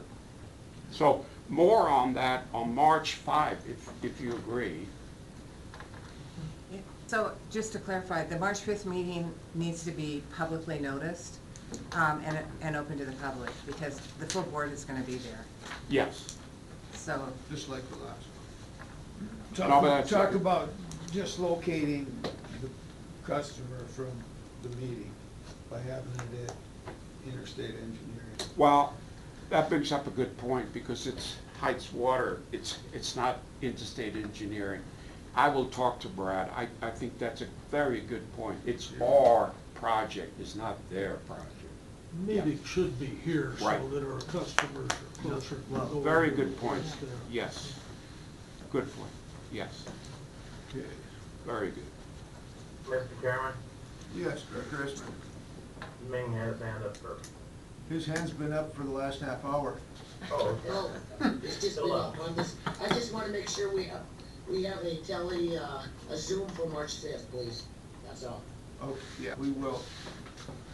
Tom? Oh, Oh, now, Jeff, hand up. what? If I may, please, I don't have a anything. question for the general manager. Well, this project, this $600,000 expenditure for the engineering started many, many years ago. Right. Have they updated the cost of construction current numbers? Okay, so that is the engineering study designed for the complete build-out of the Northwest transmission line. And what we are proposing to do is a section of it that is about half the price. But the engineering, the way I presented to Brad, I was asking about materials and construction costs, not the engineering. Have they updated the pipe and the labor? Well, it's, yes, of course. No, it's completely, we went through that in great detail on the amount of valves and pipes and fittings and air and vacuum valves. Yes. So, okay. Answer is yes. Just wanted to make sure they weren't Yeah. using 5-year-old numbers. But what I did is because I know you're thinking about is on the engineering. Oh, we got 6,000 out the window. What I did, I prorated the line, the pipe. And on March 5, I'll get real specific about this because we already spent, we don't want to spend more money on the engineering component. So I based it on per foot. So we are going to get a lot of credit, and this, it's obviously Interstate's engineering new rate is a lot higher than it was back then. So there is a cost benefit doing what we are proposing in alternative 5B. Thank you. Like I previously said, I think it needs to be here. And 5 o'clock, people are still getting home, just getting off work. It needs to be at a time when the public can attend. Okay. I would suggest 6 o'clock like our regular meetings, not Yeah. 5, but 6, and here. So we're Got it. not telling our Yeah. customers to drive across Right. town to hear what's going on in their Perfect. district. Perfect. All righty. Thank you. Any public comment on the Northwest Transmission? Yeah. Well, the one thing I would say is you can't just say it's 34 cents per thousand. People need to have the total cents, because the other thing, if you look at the audit says that the decision was made to increase the cost of water over a 3-year period to project that we're gonna be able to pay for the West End Water Plant. That was never a board decision that I knew anything about.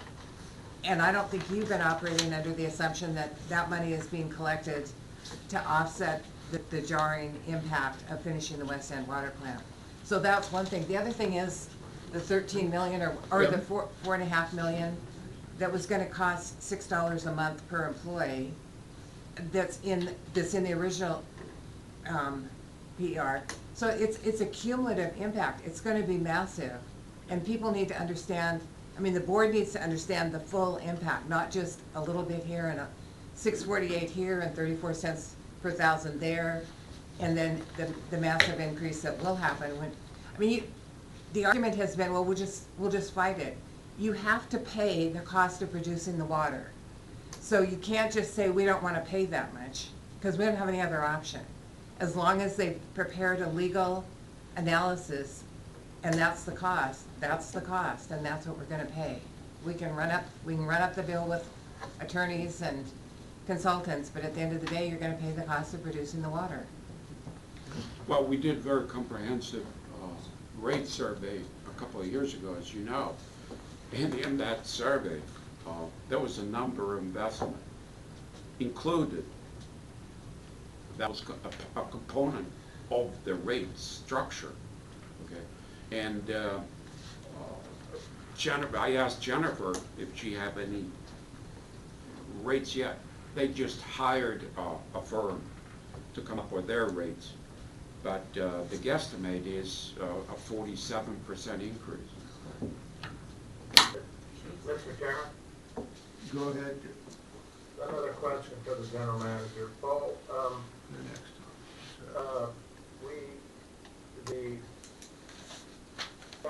the memorandum of understanding that we have with the city with respect to the fact finding. Yep, Venture here now in. yep. Include the component for them to comment on any capital expenditure of $1 million or more. I did not hear you mention when you were gonna give them an opportunity to make that comment. To that. Right. I think that, going back to the schedule here, April 16, when we will present the budget for approval by the board, I think it appropriate for the board to make that a approval of that board resolution, subject to your city arrangement of the MOA.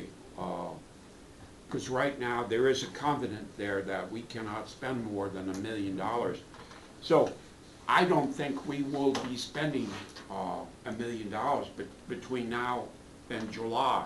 So from that timing standpoint of view, I don't think it's a problem. But when you do the resolution, hopefully in April 16, I would make a condition that the city and the consolidation study is not needed. You know, But would there be anything to prevent the board from acting in good faith in terms of disclosure to the city at our March 19th meeting so that they could comment prior to the April 16th meeting as a member of the public? right. Lewis have reviewed our system PR, and he commented on it. I will send him, once you guys have reviewed this on March 5, and I get a positive feedback, I will send it to him and Jennifer for comments. But your commitment will not take place until April 15, so we have not made any commitment at this point.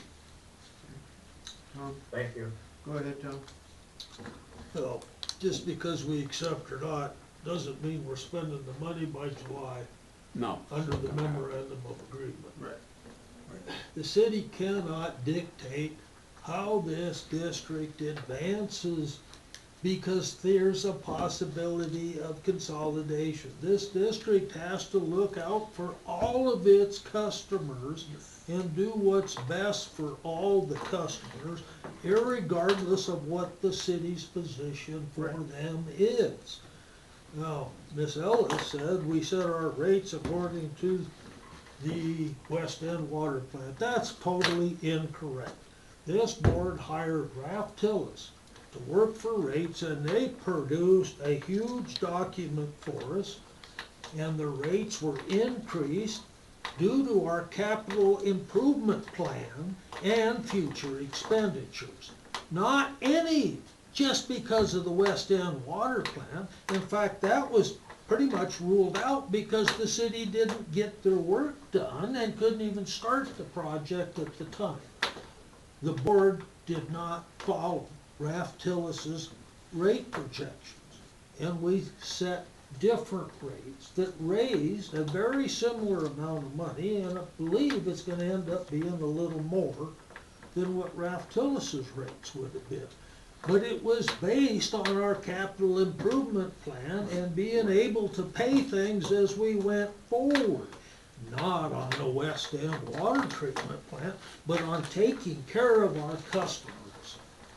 Please refrain from using people's names.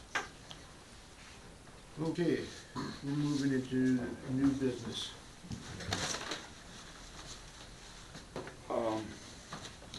Yeah, number one, of the internal financial policies and targets. I found that after a few months here, that the budget process was not the greatest. And the yardstick, I mean, what are we trying to shoot for at the end of the day here? 5% profit or break even or not losing money? So any company works better if they have guidelines. So if you look at page 27, is it? Mm-hmm. 25? Yeah. 27. Yeah, the resolution is 27. The outline is on page 25. It's a very basic document, but if I'm no longer here, what are they shooting for?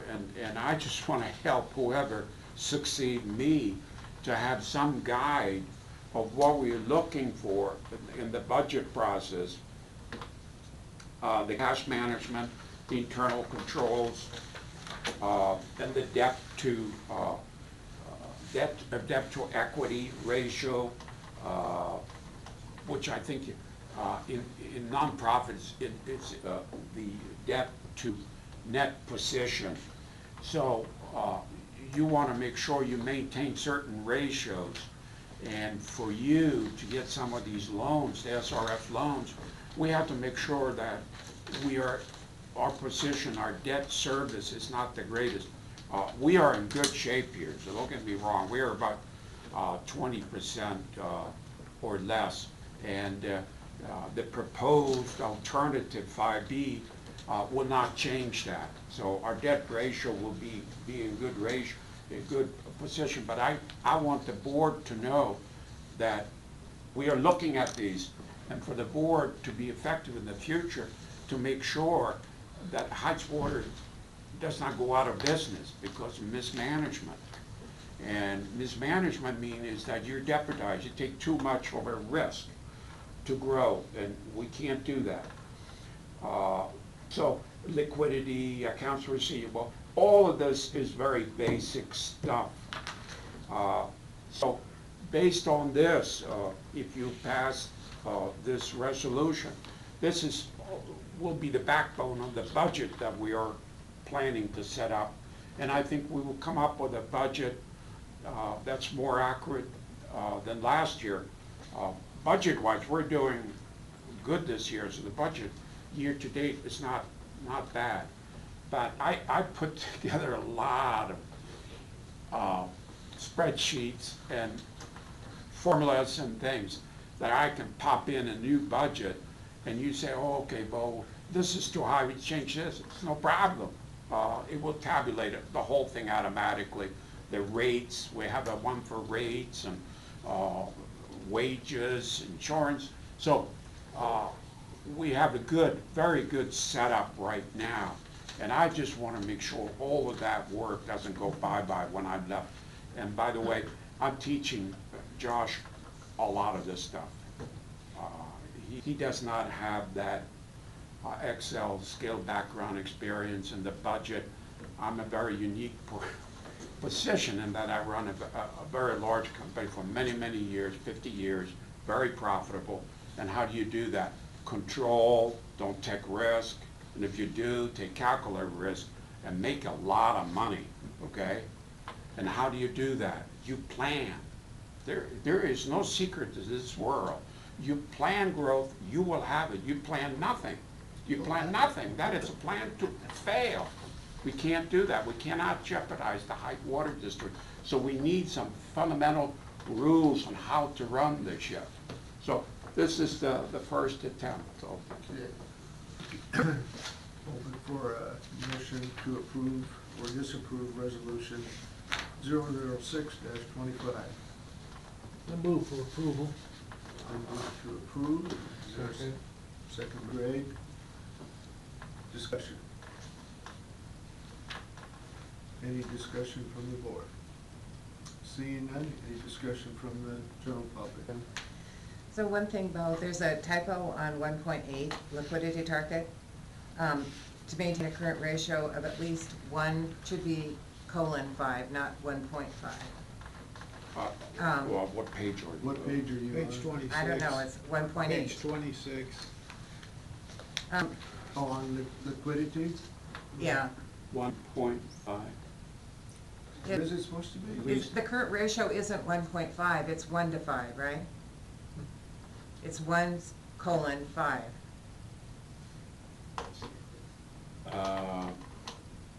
Liquidity target, 1.8. Yeah. Maintain a current ratio, current assets to current liabilities of at least 1:5. You've got, what it says is 1.5, which is nonsense. A current ratio, we are running, historically, you've been running at 1. So The last 5 years, listen, last 5 years, you look at the audited statement, your current ratio has been what? Do you know? No, I'm just. I know, okay, I'm I not know, concerned listen about to that. me. I'm just saying, You is set that up the correct? future based on past performance. You need to know where you've been. I'm not And more asking, I'm not importantly, you asking, need I'm to just know sa- where you're I'm just going. saying, is it a typo? No, it's not a typo. Okay, all right, that was the question. The other thing is, there's a policy that says you only invest surplus funds in low-risk guaranteed funds, which is not what we do. We consistently have money in, That's for the board to decide. right, but if you adopt this, it means that the money can't stay in Stifel, in the money market, because that isn't guaranteed. It Yes, means is.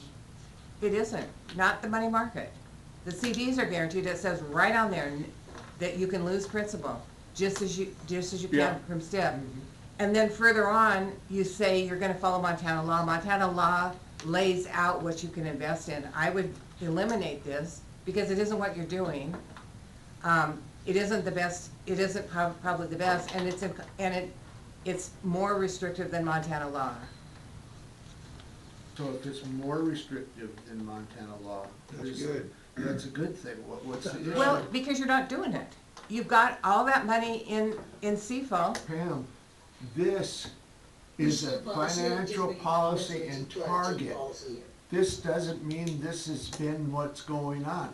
This is what we'd like to see going on. So you're gonna, okay, so then you're gonna have to make adjustments to your checking account, because that money isn't guaranteed, because you're consistent. Nothing has happened yet, Pam. But if you adopt this, you're gonna have, I mean, Then things will change. why do you wanna adopt only CDs? To me, that doesn't make any sense.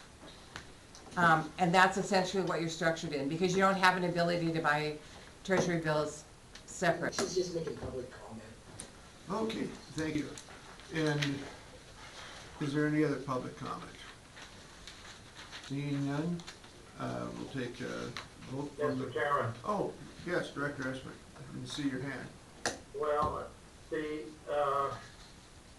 I don't like the word guarantee in the policy, because I think it could be construed to prohibit us investing in the state short-term investment pool.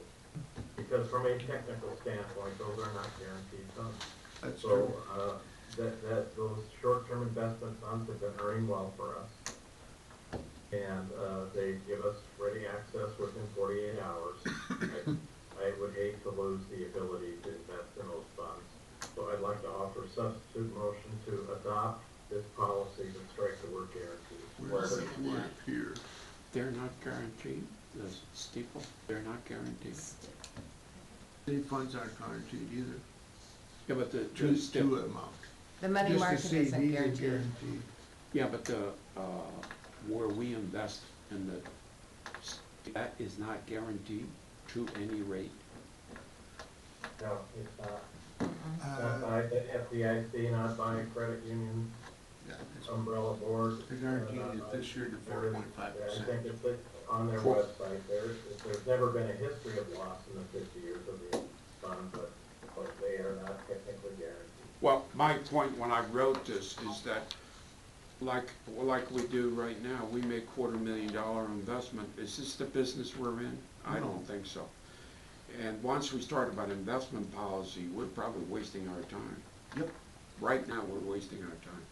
We should not have a policy that's not 100% secure and guarantee that we invest our money and our funds properly in the interest of Heights customer. But we can't even guarantee that with putting capital projects in the ground. There's nothing guaranteed in life. Well, right now where we sit, we earn a blended return of 4.1%, 4.1%, and we borrow the money at 2.5. So we should spend more time and money on effort of investing. That's the best return we can give our customer, our Heights Water customer, rather than the 4.1. That is not why they're paying their bills, so we can invest on their behalf. So, you know, it's up to you. But for a nonprofit to be involved in the market, I would not advise you to do it. I would agree with taking the word guarantee out. Bill? The word that is, it gives you a little more flexibility. You can go and guarantee it if you want, but I would, because you may end up changing a lot of your investments tomorrow to comply with this. So I would, it'd be more flexible to just take guaranteed out of it. So are you seconding, Maine might have, I heard I Maine. didn't hear one, but There were two people talking at the same time, so I didn't Me, hear. did me? Maine, did you second that? I second it. Yeah, me Okay. did. Moved by Jeff, seconded by Dane to remove guaranteed. Any other discussion from board members? If not, we'll vote. Go ahead, Tom. You got When discussion now? Stifle was here, I can't remember Steve, I can't remember his last name. Went over with us that Montana state law does require our investments to be FDICA insured. He guaranteed us everything they did at Stifle met Montana law. So when someone says they don't, that's not what we were told by Stifle. They were told us that they met Montana law. Stifle should know what they're doing, they're a pretty big outfit. So I don't have a problem with the word guarantee, because that's your guarantee is FDIC insured. And that's with the $200,000. Oh, okay. We got a, Frank? you no, have we got a comment? substitute motion, don't we? Right, there was voting on the substitute motion to strike the word. Like the word what? Guaranteed. And adopt the policy. Yeah, and adopt resolution 006-20. All in favor, please signify by saying aye. Aye. Aye. Aye. Opposed, same sign. Resolution 006-25 is passed. We'll move on to resolution 10-25, which is purchase policy. Yeah, this is another thing I realized that you do not have a purchasing policy. Most organizations have a policy where it dictates that you need board approval on investments, capital improvements. And I kind of wrote this proposal. I believe that it was the, It's 44. yep, I got it here. And I put the limits at $7,500 for any capital amount to be approved, submitted to the board.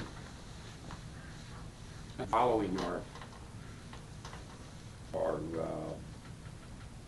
competitive quote, that we really should have more than one quote for capital improvements. I think the tendency for most companies to do the business with the vendors they feel comfortable with.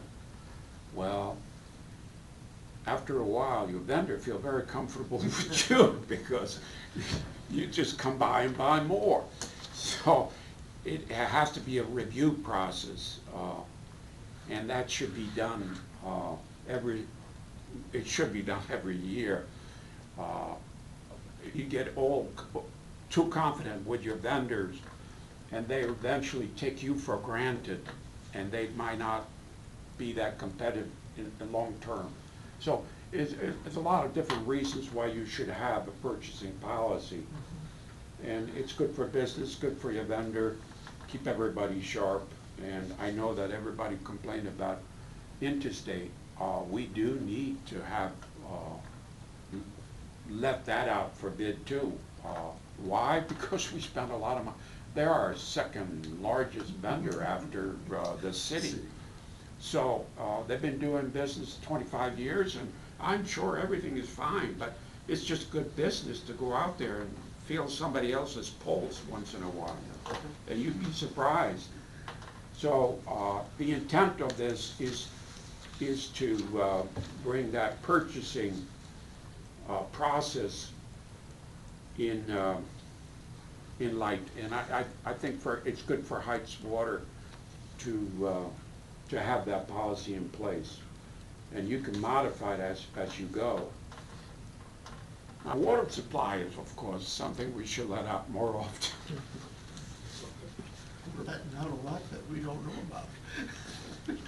Okay, is there a motion to approve the purchase. Mr. Chairman, I move adoption of resolution, whatever the number is. 10 Page 25. Yep, page Zero 47. one, 010-25. Right. Yep. Is there a second on that? Second. Tom will second that. Any discussion on this? Mr. Chairman, I'd like to thank the general manager for putting the work into this, bringing it forward to the. Thank you, Jim. And Thank you. I like the last sentence on it. The County Water District Board, or Billings Heights Board of Directors may review this policy from time to time as needed. So Right. it's written on paper, not in stone, so if we see something, say something. Any public comment on the purchasing order? Now, The only thing that I'm uncomfortable with, there's a statement that says the final quote will be presented to the board for approval.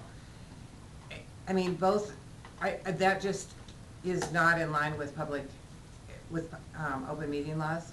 Because for both the city and the county, the council or the county commissioner sees all three quotes. They may not see the whole thing, but they sees company X bid this, company Y bid this, and companies. Right, that's no problem. We submit all three, but that's not a problem. right. Yeah, and I I would, think, I would Only just, one is, when he says only one, that's the one he presents to the board. All the rest Right. are presented also, but not by him. They're just there. It's up to the board members to look at those. It's a kind of an operational thing where I would recommend, like, next item, an investment opportunity. And it's up to me to present how I reached that conclusion. And in that process, make it so that, yes, it's obvious, Bo, yeah, we agree with you. So I'm not asking the board to rubber stamp any capital expenditure at all. So, no, that's a good point, and I didn't mean it that way anyway, so. right, but it would be helpful to clarify it because if it comes up and you say, well, what were the other two bids? A general manager down the road could say, I'm only required to show you the final one, the one I'm recommending. Because it isn't clear from how it's written, so I would just clarify that in the written. Well, the problem you run into, Pam, is Dr. John, whatever we talked to, now you're getting into operations. You hired me to present some, you can question me all you want, okay?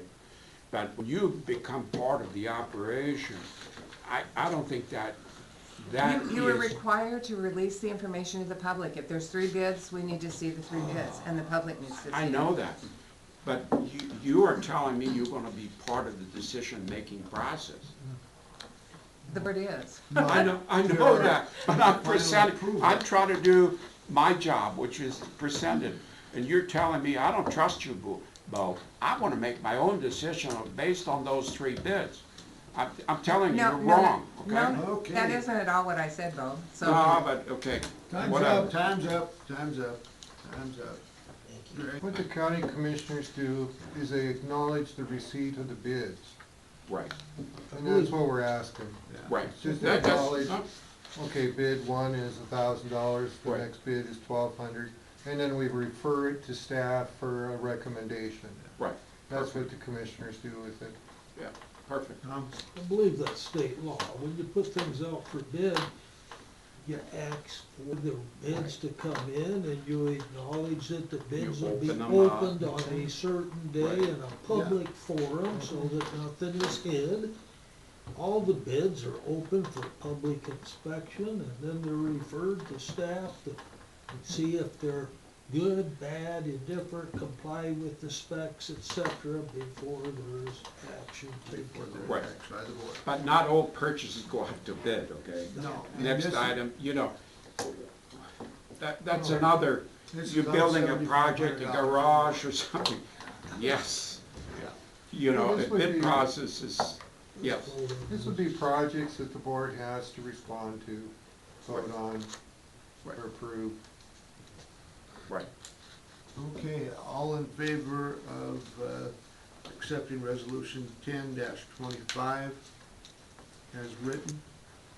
And again, we have the power to change it anytime we wish through Volk or through whoever the general manager. All in favor, please signify by saying aye. Aye. Aye. Motion passes unanimously. We'll move on to resolution 7-25, and that is on Yes.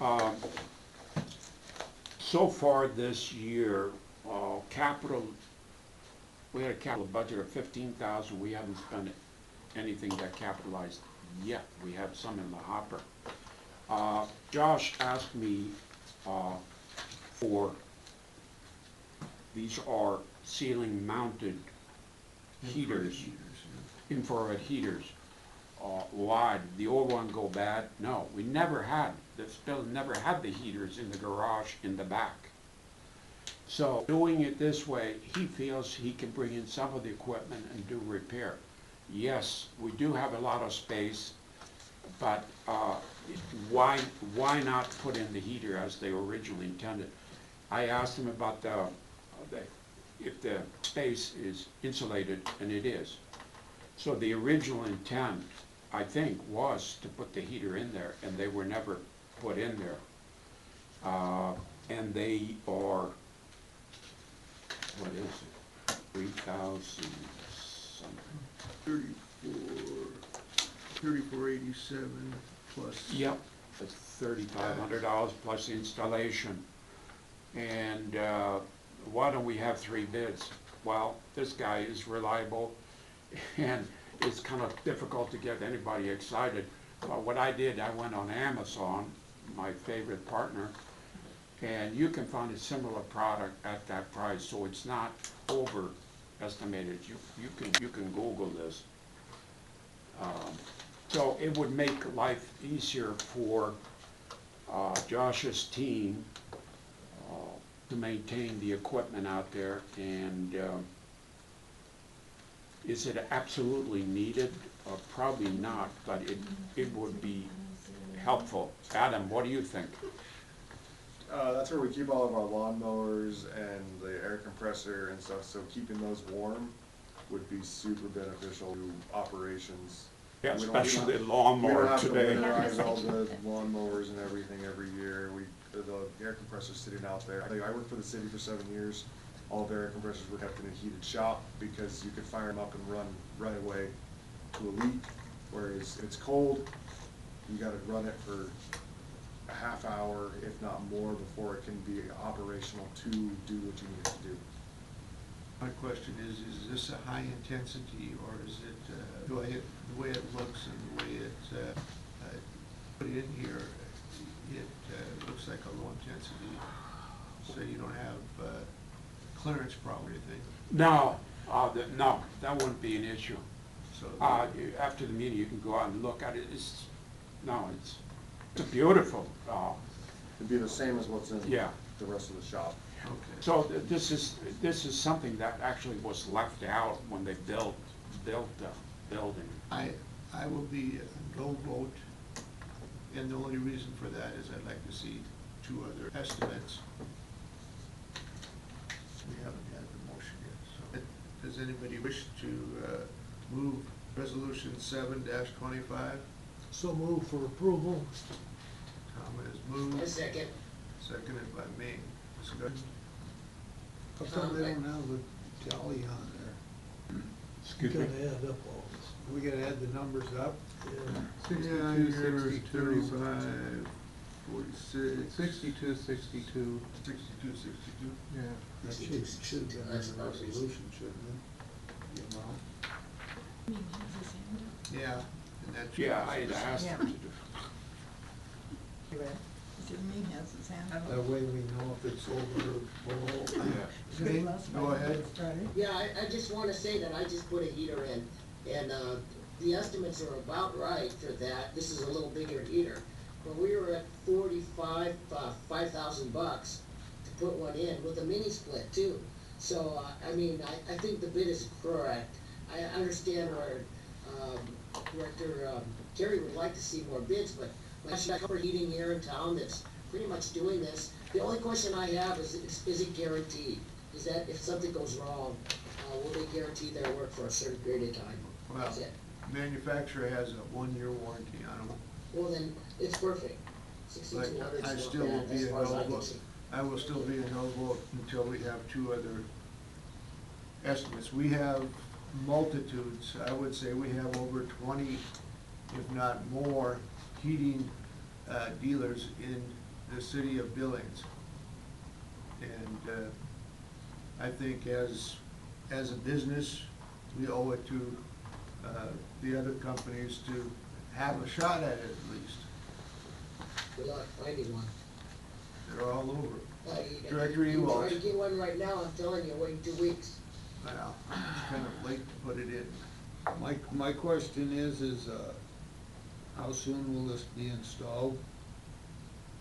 And to direct Chairman Kerry's proposal to it is, we won't need it after April, so yeah, it'd be good maybe for next year, but it isn't gonna do anything for this year. And they might have a cheaper installation price after the weather warms up. Yeah. Because they're gonna have to work out there in that damn cold. Can I comment on that? So I went out and talked to the owner of Comfort when we got the printed out, the printed estimate. He actually has that in stock. Okay. So he said he could get on it as soon as we said go. Any other discussion? Okay, ask for a vote. Public comment, ask for the vote on resolution 007-25. All in favor, please signify by saying aye. Aye. Aye. Opposed, same sign. Aye. Looks like I'm the only one opposed. Motion Thank you, carries. Adam. Motion carries. They are a good company. They put in our first and our. Oh, really? Okay. Yeah, I have no problem They with did a it. good job. My problem is with the numbers. Okay, we'll move on down then to resolution 8-25, page 33. Yeah, currently, every month, we pick up the meter readings, as you know, for the pickup truck electronically. Now, about how old is that equipment? I guess 15 years old. How many rereads do we have? I'm so glad you're here, Adam. How many rereads? Meaning, 43. you have to go back, and reread, okay? So, what we have, I think last month was like 43 to 45, the month before that was 50, I think. yeah, and the problem, they're not all in the same street, right? Oh, never. So, They're everywhere. do you drive back with the truck? Yeah, but you the- have to get out with your handheld because it doesn't work. That's why you didn't have the so it wastes time, which is one thing. I mean, our guys are reasonably priced, but it's the lost revenue. We're talking about unbillable water. Part of that component is how do you pick up the reading of the meter in the first place? Before you build a customer, you have to pick up the reading. And that equipment is 15 years old. So what we like to do is, Josh is not here, but we don't want to buy a new computer. We don't need to do that. But the receiving kit is what we're looking at buying. And I believe that as far as time-wise to do everything, there is no change here.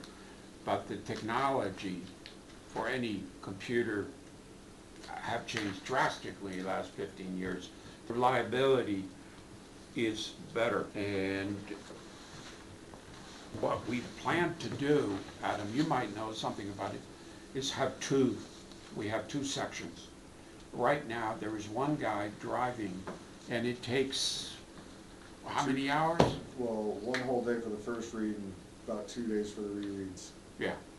So what we plan to do is have the old one, so we have sections of the city to do it. And I don't know when was the last time you drove 20 mile an hour for a full day? How did you like that? Looking at a computer screen. Looking at a computer screen. I wish you could sit in the backseat of this guy doing this. So there's a fatigue factor, not just technology, but a fatigue factor. There's a dull factory. You know, get me out of this truck now. So it doesn't speak much for upgrading the quality of the service we try to provide the Heights water people. And they've been doing this for 15 years. Should they do it for 1 more year, 2 more years, or another 15 years? And I say, let's invest in renewing, updating the equipment what we have. So that's one thing. And if you like that, I have another sexier proposal that I like to propose we phase in. But before I do this, I would like to have the board consider this. And I think our team, our staff, I think will greatly appreciate this as well. We have a motion on resolution 008-25. I move for approval. Moved by Tom, second by Greg. Discussion, Frank? So how does the read come in, right directly to the office here? No. You still gotta drive around, We gotta get a driver. okay? And then all these numbers here, it's all one, so you gotta buy 6,200 other units to make this work? Or? No, this is, that's another, no, I don't believe that we have that in here. Don't you have to have something in the residence or by the meter to No, send the signal to match up with all the new crap? No, it's the same, that's the same. What I, Isn't there a head that you have to no. change out? After you consider this proposal, I have another one, but it's to bring us into the next century. We're not there yet, guys. We gotta do what we're doing better, more accurate, more efficient, and rely on your future. With 15-year-old system is not good, okay? But I do have another proposal, and So on this new system, you can drive 40 miles an hour on a residential street? new system, you don't drive at all. There's no trucks involved. That includes the next item, the cellular, doesn't it? That's cellular, correct. Right, so we're not there yet. We're not there. No, yet. the one in this resolution, Right, you don't change the meters. I know. You still gotta drive around to get the reading. I'm more accurate. But 2 people. But now you can drive 40 miles an hour in a residential street No, instead of 20 miles an hour, which is only 5 miles an hour No, lower no, than the no. speed limit. no, you still have to drive slow. You still have to drive slow. You still have to bring the unit in and plug it into the computer and download. But we have 40 or 50 misreads, and one guy's doing it. And I'm not saying that part of our unbilled water has to do with this, but there is a component of not billing customers correctly. So what's the major cause of misreads? Computer talking to the. The gory details is, a lot of these meters were put in when? They're battery operated, are they not? Correct. So how old is the meter? How long are the battery? Well, they start failing right now. The batteries are good 15, 20 years, and they are on their limit. So part of it is battery, but part of it is just misread, you know? But the battery, when these guys were put in, it's just about their life. So they pop out with a new head when that happens. And they get a signal when this happens. But it's gonna be very, very frequent. It's gonna be a lot more frequent in the next couple of years than it has been. So what's the cost of a new head? You can't just change a battery. No, you can't change the battery, you pop in a new head. I don't think that's in this quote here. Chairman, I've got a question. Go ahead, Director Esman. For the general manager, I mean, my concern is, I don't want us both to spend money that might be wasted. Yeah. I mean, would like to know what the long-term plan is and whether this will be used in the long-term plan, how long the long-term plan will take to implement, and, will this even be needed with the long-term plan? So what, Wow. I know you want to get there, but I'd like to have that, know where you want to go. Yeah, we suggest that the long-term plan be phased in over several years. But phase one would be about $30,000. This is, I don't think it's part of the documentation here. And it's a cellular, so no trucks. We can pick the readings whenever we want, directly. See, when we installed this equipment, you guys installed it 15 years ago, cellular phones, it was, it was not very reliable. Now, you can go to Timbuktu and take a phone call. The cellular towers are everywhere. So that's the future. Okay, but why don't we do that tomorrow? Will cost you a few $1 million, okay? So phase one would be 15 units per month for a year. 30,000, 15 units per month for a year. And then we say, wow, this is great. Wow, what a terrible mistake. So that's 30,000. So where are all the new utilities going? A guy driving a truck? I don't think so. So the reason why you pay me a lot of money is to look for the future. So I can make sure that you guys are here having a good time figuring out how to invest your money. And how do you do that? You spend your money wisely on things that have a return.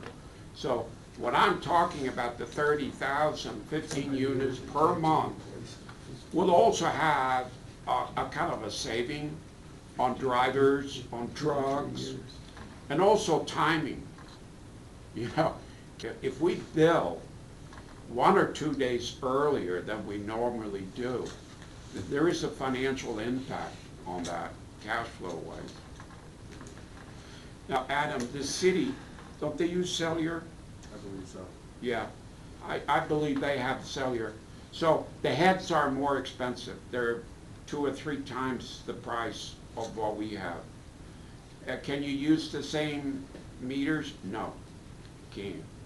It's a totally different head, But the meter itself, I think you can use the same meter. Meter body's the same, it's the transponder's different. See, the meter body is, it's interesting. It's so you can take that off, and there is no water there. It's separated. It says magnetically driven. So you pop the new head on, but that new head's going to talk to your cell phone.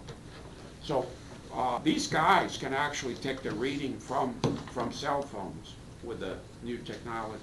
Right? So I just ran some numbers here really fast. 15 meters a month, Yeah. the new one. It would take 34 years to replace 6,200. So the first ones would be outdated by 15 years before we even got half of them done. Well, I told you phase one is for us to see, do we like this or not? Okay. Phase one, phase two is not the same number. But I'm not proposing to spend the $4 million to do the whole thing.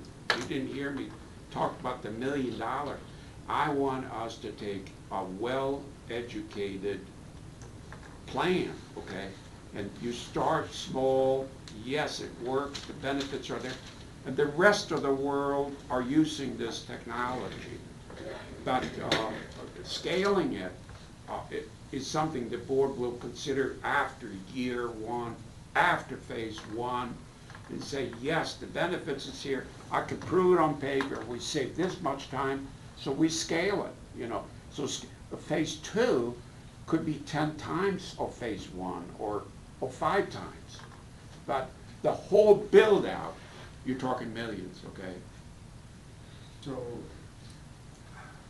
on the bottom it says cellular subscription fee, service you pay, and 97 cents per service unit. You're looking at 72 grand a year when that's Yeah. out. I don't think the resolution has anything to do with that portion of it. No, the I'm resolution sorry. says it's, So I don't want you, that's why I didn't want to talk about the cellular proposal at this point. Unless you want to go there, but that's not what I'm requesting here. I'm only requesting the,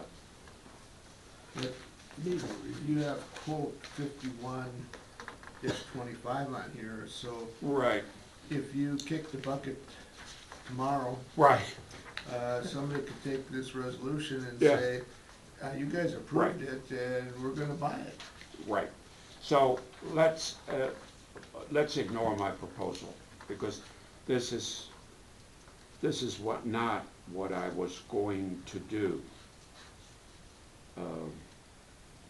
And as you know, when I started out here, I just wanted to upgrade what we're already doing, not to get into the cellular at this point. I really don't have a problem with the cellular. The resolution is what I have the problem with. It's written too open. Right, yeah. Mr. Chairman, I'd like to move to the postpone consideration of this resolution in this meeting. It's been moved postponed. Second. And seconded by Frank. Oh, what, meter reading equipment? The purchase or the approval of this resolution. Which resolution? Double lot A? Yep. It's worded very broadly, so it can miss, if I die tomorrow, you guys are hooked. All in favor of rescinding with, they got a comment on I don't know. rescinding. Just trying to tell you, they're gonna be coming after you. They could comment MC 2-7641 says that you have to do that. I say you don't because of the fact you can remove a resolution the same as you put a resolution on. So, board members, all in favor of rescinding resolution 008-25. Until next month, please signify by saying aye. Aye. Aye. Aye. And public can comment next month when the resolution is opposed. Any opposed? Aye. Tom? Is in opposition. And the final resolution, number 7, finishing touches. Yeah, unfortunately, we got this proposal in a little late.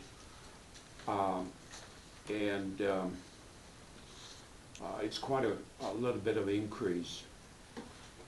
And this service, I'm not that familiar with them, but they clean twice a week, twice a month? Twice a week.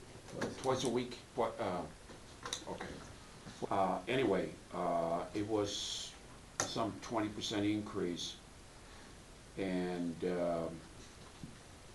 the reason why it's here is we needed the cleaning. And that's the only proposal we had. We got one from executive. Oh, you got one, that's right, And I but it gave was it the to same. Josh. Yeah, but it was But they do a way better job. 949. But they do a way better. They do a better job. It's same price. So the resolution doesn't say who does. Yes, yes, it does. So we might want to nix that one too. And I think that's an everyday, that's a manager's decision. If you can approve up to but not to exceed the 950, we can arrange for that, right? So, Frank? when we did this last year, very clean, came in at 900, which would be 50 a month less. Yeah. But if we don't take finishing touch tonight, or whoever's doing it, finishing touches, who's gonna clean next month? When can you have another one on board? And do we have a contract with them, and do we have to guarantee them notice of breaking the contract? I mean, Well, We should have something in the contract where if they're gonna raise their increase prices, it. they have to give us a 60-day, no less than 60 days. Especially You when mean, it's 22%. Yeah. yeah. Ray, you had a comment? They used to do this kind of bid down at the courthouse. And you could, Pam and I were talking, you can go up to 7 years on a contract like this. Yeah. And what we would do is the first 2 years at a fixed rate, and then annually renewed for the additional 5 years every annually. So if you give a company the bid for 2 years, it's Yeah. a more stable bid, and sometimes they give you a better number on it, because they know they're not gonna be replaced, and they can count on the business for 2 years. So that's a suggestion to you. I think that's a good one, and that, we might be able to use that to get this other company down at a more competitive level. Yeah, you can talk to them and, Yeah. this finishing Mr. Chairman? touch. Go ahead, Director Esposito. Well, I think this would be I mean, 900 a month times 12 is $8,400. So I think this is a commitment that would be a great first exercise from our purchasing policy standpoint. And I would like, you know, to have some suggestions from the board members, so Yeah. perhaps we can implement them. And you said they're doing cleaning twice a week? yeah. We need to come twice a week? Is it that dirty? Well, we have the boys club here, you know. I think overall, my desk is cluttered, so I don't think they touch my office. But, what I was impressed was, because 900 seems high, I was impressed with this quote, it includes the windows. You know, have you ever priced having your windows cleaned? That's very expensive. Now, our window, people are touching these windows all the time. And so the windows are included. Inside windows is one quote, Yeah. they're supposed to do that a couple times, I can't remember the details, Yeah. but not the outside windows, of course. Yeah. There's a clear, The they spelled bathrooms it are out in open the to public, contract, so. so the bathrooms, it is nice to have them cleaned. Yeah, that's a good point. This is a public facility. We have a lot of people come and go here. Well, another thing I saw with this finishing touches is what is on here is incomplete. And Josh sent me a response, but there's some items missing from this contract. So if you sign a contract, you wanna make sure you've got the whole document. 'Cause there were 3 exhibits that were supposed to be attached to this that aren't here. And it's got the schedule of activities as to what they clean, and that's not included with this one here that was sent to us. So if you get Over a the board. Yeah, if you get a Are you contract, familiar with that? make sure that you get all of the, the schedule of activities and maybe costs for extras or whatever, but you wanna make sure that you have a complete Yeah, we do that. contract on file, I don't know what was sent, so. So we have that, we'll review that, that's a good point, and we'll make sure it's complete when we submit it to the board for approval. You know, and we'll make sure that each one of the bids actually have a copy of what it is you wanna have cleaned, you know. I didn't mind that. And I would assume off limits would be the garage, and- but we have a bathroom out there too. Yeah, they do that. Okay, good point. But yeah, if it comes up to over $750, $7,000. Yeah, so that, you think you'd get it in under $7,500 a year? No. No. Well, that's for capital items. The policy says capital items. That's right. That's right, it does say capital. Yeah. But this is, a capital item. what I like to look at it, the way I look at the budget is, that's part of the operation, anything in a budget, capital expenditures, yes. But does this meet the budget? If it doesn't meet the budget, I have to go to the board. I completely understand that.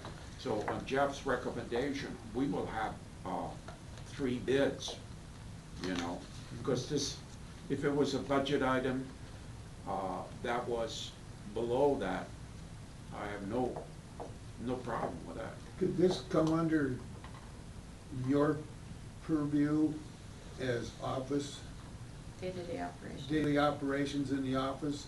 And then in the budget coming up this next year, you incorporate that much more into it? Right. And that way you don't have to bring that to the board because it's daily operations? Exactly, exactly. If it's a budget item, it's been approved, yes. But And if you have a 20% change in a budget item, it should be brought to your attention. Right. Another item I just thought of is, you wanna have a 90-day out clause by either party, because there's only 30 and you just want from finishing touches. If you have 90, it gives you time to get new bids if you need to. Yeah. So they continue to clean until you rebid You it. hope, you hope. Yeah, you hope. Director Esmond, did you have something? Well, Tom? So there's no motion on the floor, we're still in discussion. So if this bid isn't accepted, who's gonna start cleaning as of March? You, No, I'm sorry. Well, in the past, you know, because I run a company for several years. If everybody knows that we don't have a cleaning this month, be tidy, it works. It's not, this place is not gonna fall apart. Yeah, I would do it. And we chip in and we do, that's not a problem. You know, we just wanna make sure our customer, the bathrooms, everything is clean. So I think for a short period of time, it shouldn't be a problem at all. It's not an emergency. so, Sean, can I make a motion? Sure. Well, I'm gonna make the motion that we leave this up to, Bo as the manager, and he fits it into the office budget. If he's got enough room to finish out this year on it, and then figure it out for the rest of, next year in the budget, to cleaning comes under. That way, they can get together. Oh, I better wait for a second. There's no secondary, no sense discussing it. You know what your, The motion is to have Bo get it worked into the budget for front office. Okay. are we gonna require, I'll say, but are we gonna require, multiple bids? That's up to Bo. This is gonna be coming under If it's a front budget, office budget capital, item. if it's a capital item, yes, but this is a budget item. Is it within, I think what Frank is saying here, is it within the budget, you know, just To get take you care of to it, the end you of know? June. Right, take care of it. But if it's not, you clean your own office, Bo. Well, and it just may not be within the budget at all. Right. And then he's gonna have to come back and to the board and we'll go Okay. You can get an addition to the budget too if you have to. Right. But But that's. the budget talks is coming up in April for 26. Right. And he can get it worked in then, and he knows that that's gonna be his job to find a housekeeper. Yep, Tom? Susie got another bid, I'm assuming it's from Elite, like we used last time? Executive, Executive. And they're up at $950 as well a month? I think it was rounded. That's what they were last year. Yeah, and it's funny because $949. they didn't, you guys didn't wanna go with them last year because of the increase. So we went with finishing touches, which was cheaper. Now they're the same price. They're within $1 of each other. Yeah. So somebody figured something So out. if you do a 2-year contract, you might be Yeah, able to I save think that's a something. good idea. That's a good idea. Tom? That's why we got into this last year, is because we had a contract with a company that kept escalating in price, but was never reviewed. Right. Yeah. So we got into this, but now we're seeing over a 20% increase. And they don't do a good job. They don't I mean, we I had to ask just them to don't do some extra understand things, how but. any company can increase their rates 20%. 22. Well, almost 22, suddenly this way. I mean, And they're kind of a mom and pa or father and mother team cleaning here, and I understand they do have a little, this is a public meeting, Sean, I don't wanna go any further. Thank you both. There are issues. Okay, Got a motion on the floor. you have a motion, can you repeat your motion, Frank? That we let Bo figure out how to get it, I think, worked into the budget for the front office, for the cleaning, housekeeping. And if we have to do a budget amendment to get him to the end of this year, that's fine, and then he works it into the budget next year. Seconded by You. me. Get my, Good, good. okay. Any public comment? No public comment. Board members, if you agree with the motion by Frank to, word, you got one more. Word for, right. Word for Word for word. Bo does the housekeeping assignment, and if we need a budget amendment to get into the June 30th of this year, we'll have to do that, and then he just works in his budget for 26. 26, Housekeeping for front office. yes. Okay. All now, in favor? is it just the front, I thought this room was cleaned by them too. This is the front office. This is Everything part of- that's, it's not getting the heater, it's the All front right. office. All right, they're not doing the shop. Well, we have a bathroom in the shop too, you know, and you Yeah. can imagine that needs cleaning every day, not twice a week. And they haven't been doing that, I mean, No, they do the whole They thing, do whole it all bathroom. in- All in favor, No, please you have- signify by you- saying aye. You have Aye. to. Aye.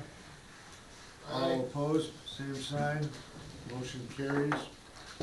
Announcements, March board meeting will be at 6 PM on Wednesday, March 19th. We also got the March 5th meeting Yeah, that will Right. be here. yeah. work session on task order 28. Correct. Will that be a work session?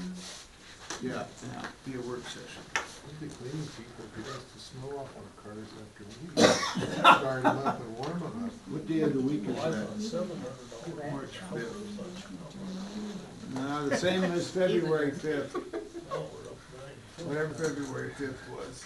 There's a calendar, but I can't read that far. I was up at the, in Great Falls getting my grandkids from We are school. adjourned. What time is? Did the janitor